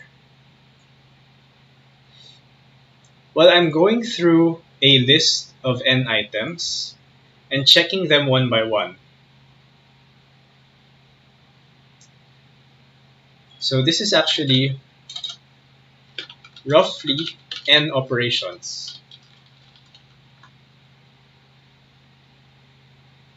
And then I'm doing those n operations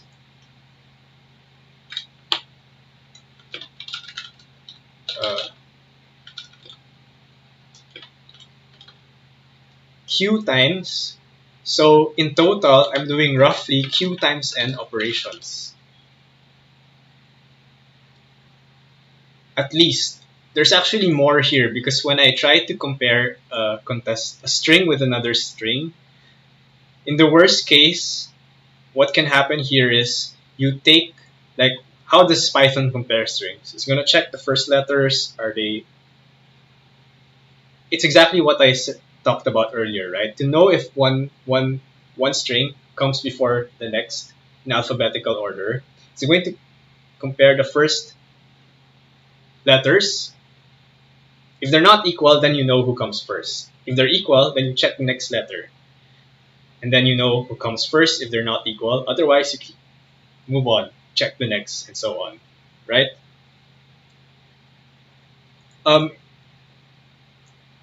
The worst case looks something like this, right? You have B, and then A. So Python is going to waste a lot of operations checking first letter by first letter, second letter by second letter, and so on, seeing that all of them are equal until you reach the very end. And that's the only time that Python knows, okay, this string should go before this string. So this actually, you have to count this. This is not a like operation that happens instantly, right? You have to count this. This is roughly the length of the string. Number of operations. You have to count it. Okay, of course, it doesn't always happen that you have to check all the way to the end. Also, here, if you add a break here, right, once you've found it, you don't necessarily have to check all the way to the end. Okay, but on average, right, you don't know you don't know what these strings are. You don't know where the contestant is. On average, you will roughly spend an operation. It's somewhere in the middle. It's roughly n over 2. Okay, but to simplify our analysis, we don't actually care about these over 2 anymore that much. We just want to understand why a program is really slow. So the over 2 is probably not going to help us that much. So roughly n. And actually, in the worst case, I can design an input that will make you actually search until the very end. I can always ask you, where's the last guy? Where's the last guy? Where's the last guy? I do that over and over, and you'll be forced to check all n guys, right? So this actually can take operations roughly, and exactly n operations in the worst case.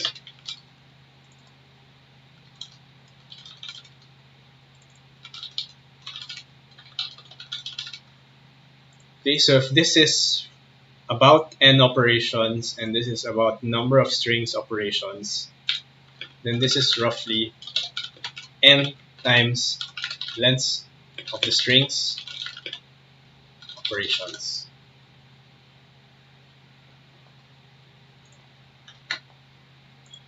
And then this whole thing is going to be q times n times length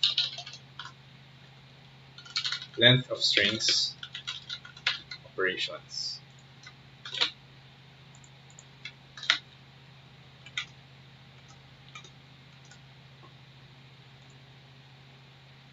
And that's too slow. Why is it slow?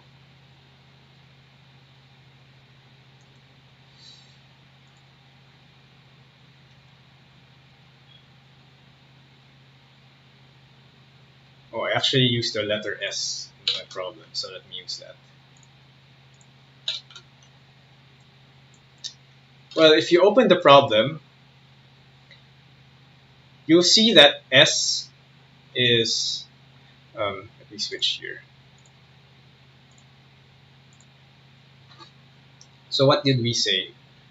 Our program roughly takes S by N by length of string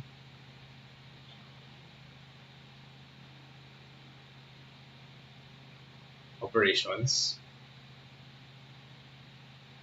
Okay, by the way, to make life easy, let me just call this L. You know what I mean, right? So in this problem, we know that S can go up to 10 to the 5, N can go up to 10 to the 5, and L actually goes up to 10. So this means if you write the code that I just wrote, or something like that,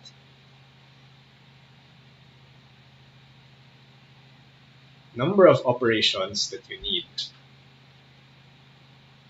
in the worst case is roughly 10 to the 5 times 10 to the 5 times 10. What's that? That's 10 to the 5 plus 5 plus 1, 10 to the 11. That's a big number of operations. Okay, I explained this last week, so if you weren't here, I encourage you again to look back at that. I explained last week why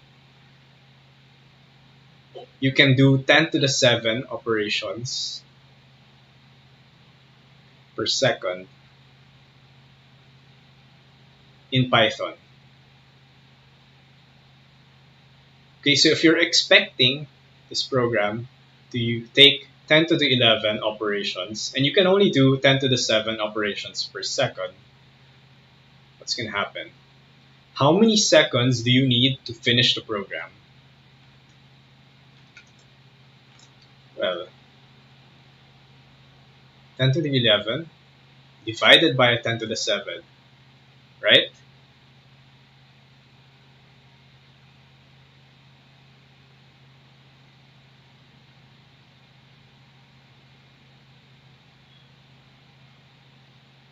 That's 10 to the 4 seconds. That's clearly too slow. You'll see up there in the problem statement, it says time limit per test is 2 seconds. 10 to the 4 seconds. There's no way that's gonna fit in 2 seconds. Even if we overestimated here, we forgot about the divided by 2 or something. The worst case doesn't really happen all the time and stuff like that. It's just too slow, right?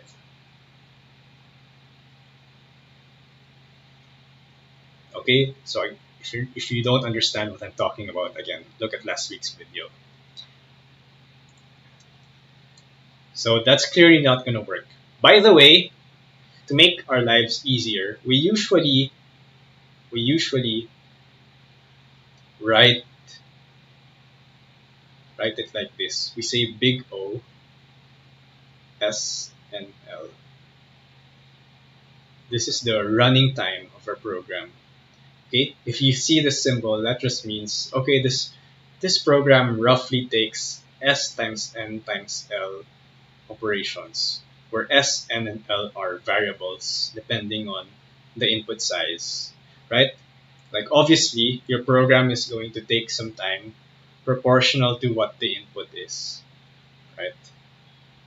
And this is what it means.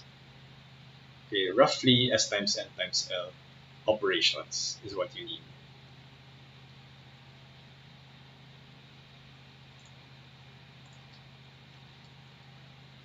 Okay, so we know that this program is going to be too slow. What do we do to fix it?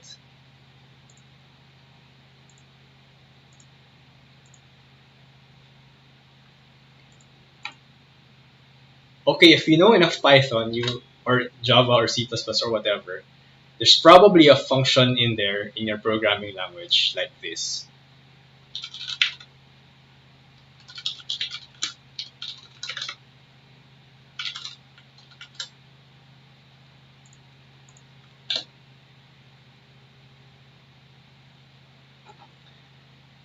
Plus 1, because index gives you 0 to n minus 1.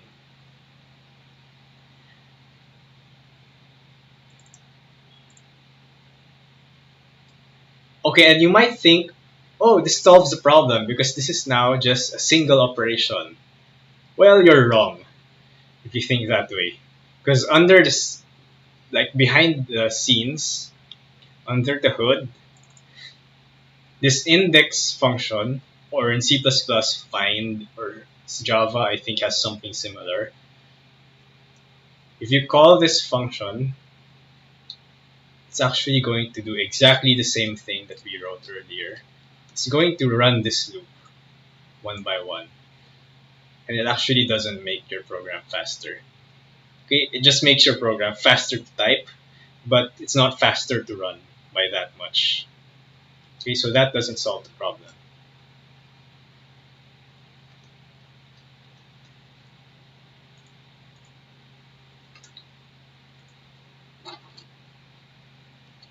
Okay, so how do we actually solve the problem?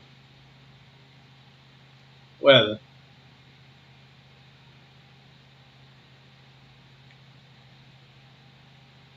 I'll give you guys an idea, but I'm not going to show you in full detail how to do it. I encourage you guys to practice later to see if you can do this, if you can implement it in code.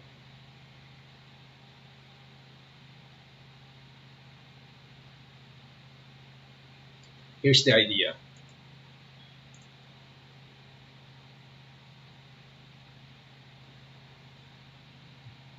Um,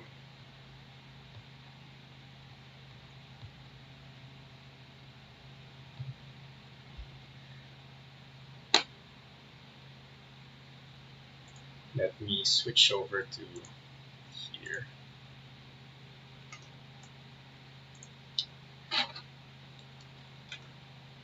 Okay, here's the idea. You know that the list is sorted, right?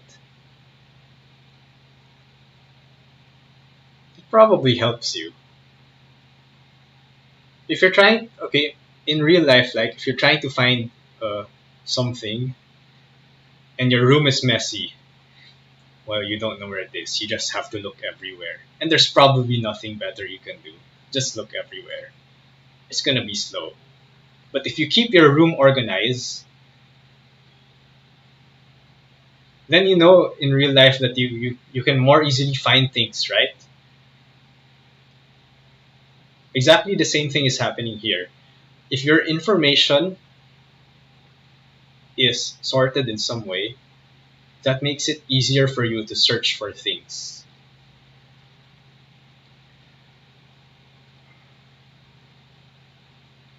What do I mean exactly?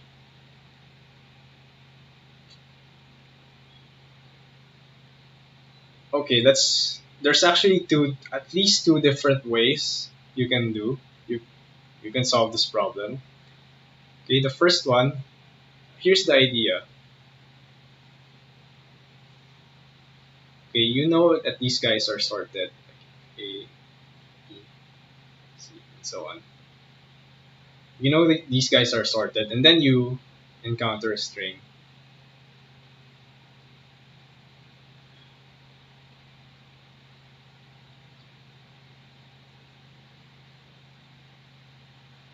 How do you know where this string is in the list? And you know this is sorted.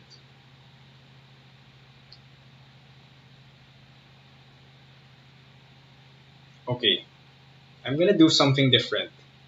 Instead of looking at the list one by one from top to bottom, let me look at the middle somewhere. Right, somewhere in the middle.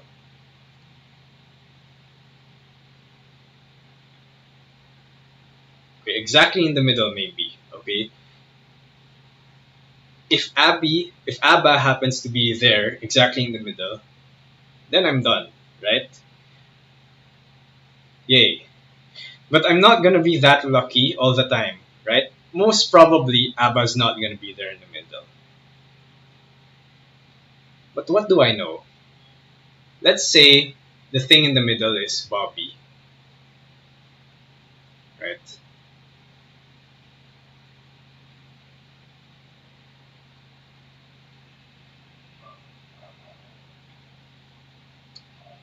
What do I know? Do I need to check everyone else down there? Well, no. Why not? Because I know Abba is smaller than Bobby. And this list is sorted, right? So definitely everyone below Bobby is not Abba. So I can immediately get rid of half of my list. And now what do I do? Well, I can repeat the same thing up here, right? Look at the middle, compare it with Abba. If the thing in the middle is larger than Abba, let's say is Abby, then everyone down here is not going to be Abba. I just check everyone up there.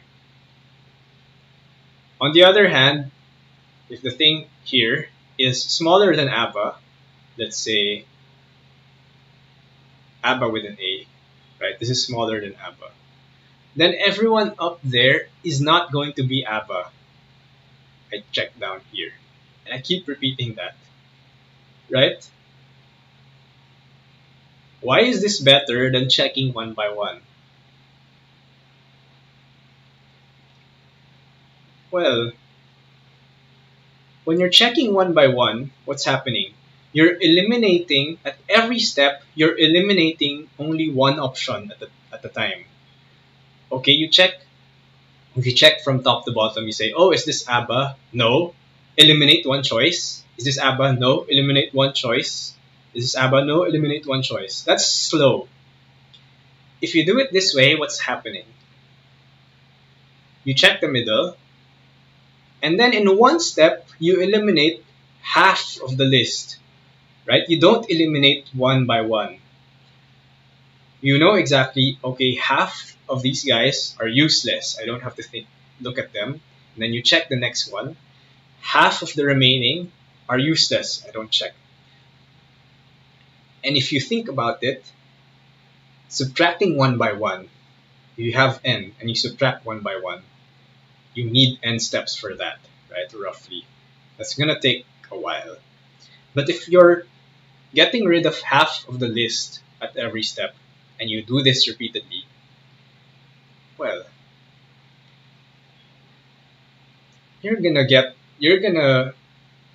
gonna decrease the number of things you're checking. You're gonna decrease the search range very quickly, right? Like let's let me show you a concrete example. If you start with a list that is size 1024, if you check 1 by 1, well, you need to do 1000 steps roughly, right? But if you eliminate half of the list at every step, what's going to happen? Well, at the next step, you only need 512. There's only 512 choices. And then at the next step, there's 256. Next step, 128, 64, 32, 16, 8, 4, 2, 1. And then definitely if there's only one guy left, you know that that has to be what you're looking for. You might actually end early if you're lucky and it happens that the thing you're looking for is exactly in the middle of your search range. But in the worst case, right, you go all the way down to 1. And look what happened here. We have 1000 items, but how many steps did we need? 1, 2, 3, 4, 5, 6, 7, 8, 9, 10. Only 10 steps. It's way faster than 1000 steps. And you can imagine if you make this number even larger, this way, like looking at the middle and then throw away half, is going to be way faster than just checking 1 by 1. Okay, if you guys have learned this already in math classes,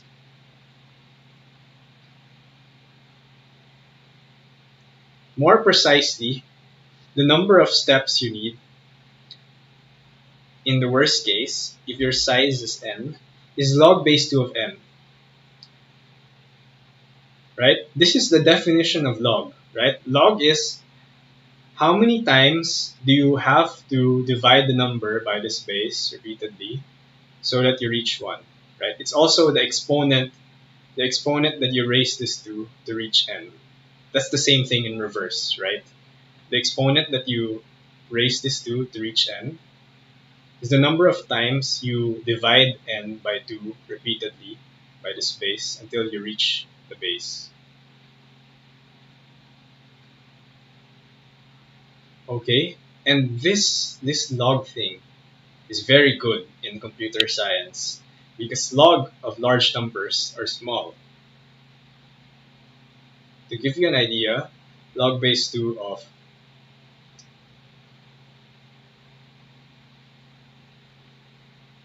10 to the 9 is roughly 30.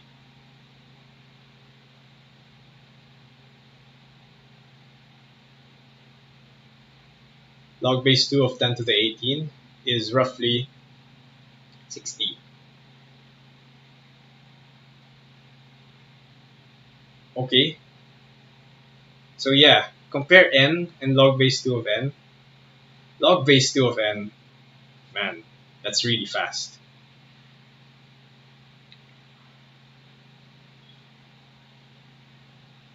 Okay, so that's one thing you can do to solve this problem.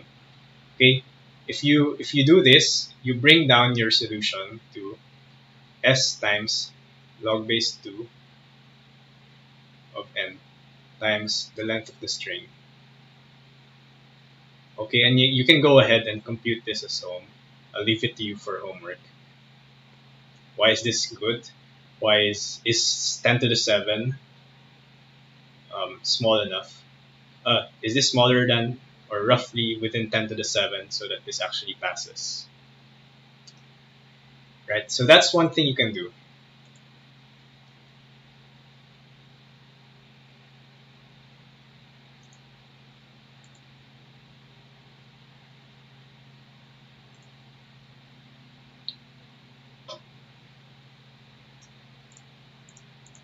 Okay, there's one other thing you can do here, which is, well,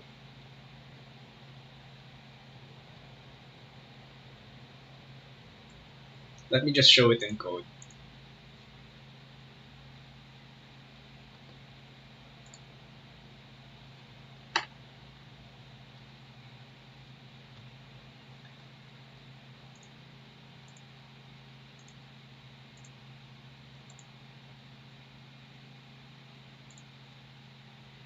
You can actually do this. What's that?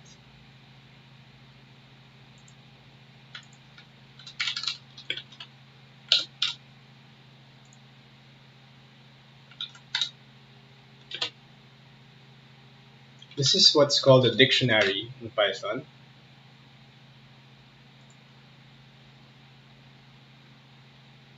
What is a dictionary? A dictionary is kind of like a Chad version of an array, right? So an array, you can assign values to integer indices. A dictionary is the Chad version of an array. You can assign values to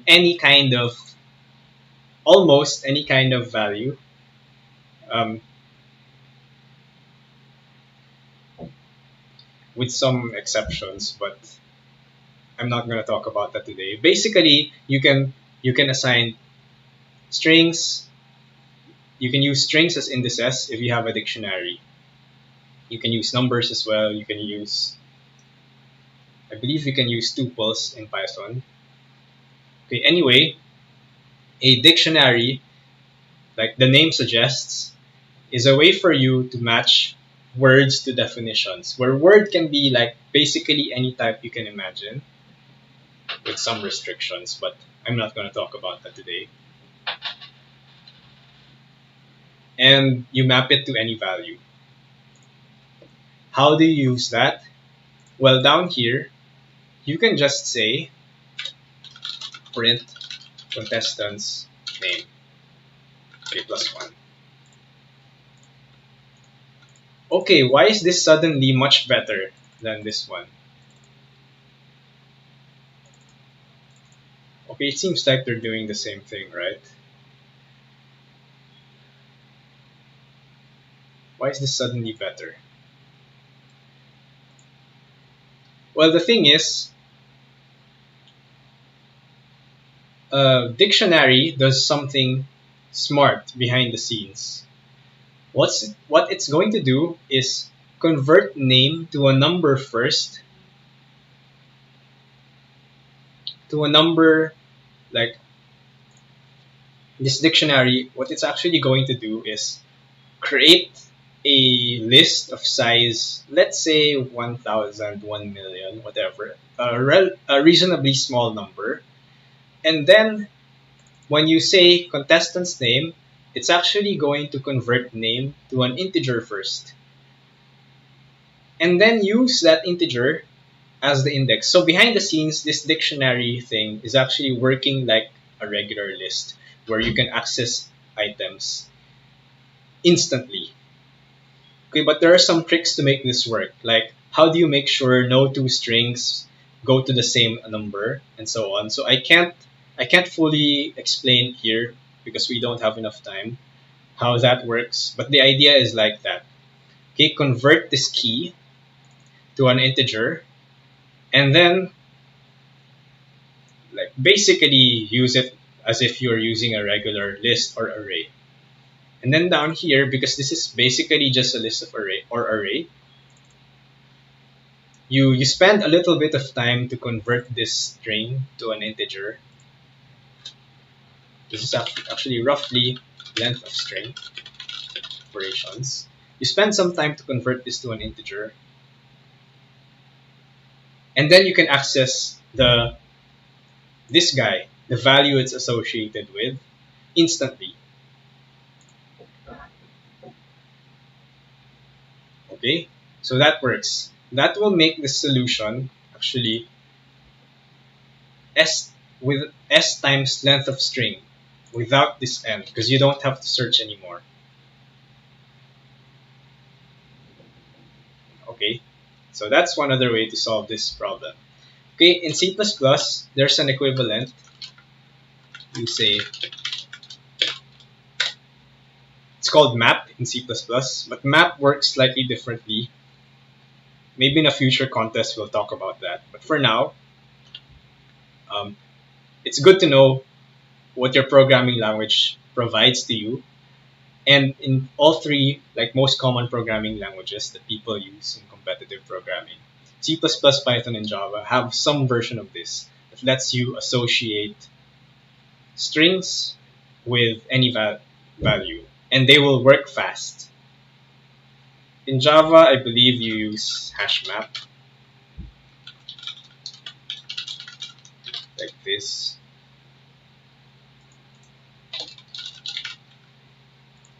Okay, so if you're interested, this is what you Google. Okay, C++ map and then Java hash map to see how they work.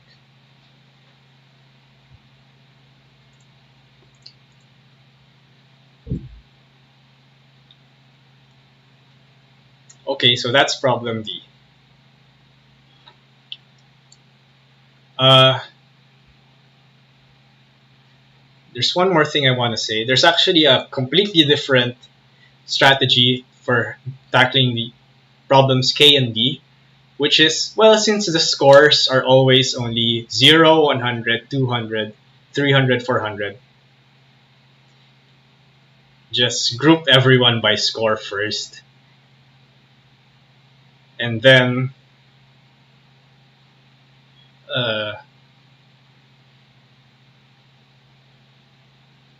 well, it doesn't work for D. It works for K. Uh, going back to K, you group everyone by score first, and then you can uh, sort within the group and then output the groups one by one. Okay, that's one other way to do K. I just remembered. Okay, anyway, it's not very important, but just saying there's one other way to do it. Okay, but in general, that's not very, like, if I change the problem a bit and then the scores can now be arbitrary integers, then you can't do that anymore. So it's nice that we saw the full solution that works for any kinds of scores.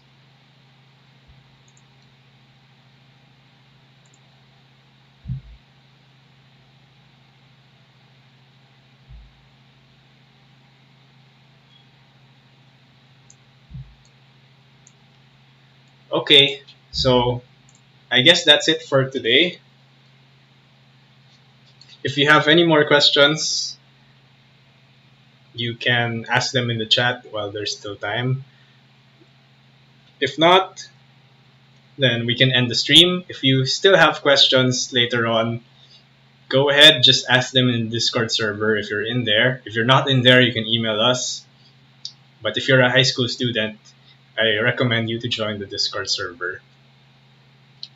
Okay, these notes will be up sometime later. I'm going to post links to them. You will find them in abakoda.noi.ph. So check that out. Make sure to subscribe to our YouTube channel, like our Facebook page so that you stay updated. All right, that's all for today. I hope you guys enjoyed. I hope you guys learned a lot of things today. And I encourage you to continue solving the problems that you weren't able to solve during the contest. So you can do that. You can actually still submit solutions and you can know if you did the right solution or not. You can still access the contest. That's important so that you practice and you know how to solve those kinds of problems next time because you practiced. And this is the way to improve. All right. That's all for today. Looks like there are no more questions. But if there are, you know where to find us. Okay, that's all for now. Thanks for joining the stream. Hope you guys enjoyed. And we'll see you next time.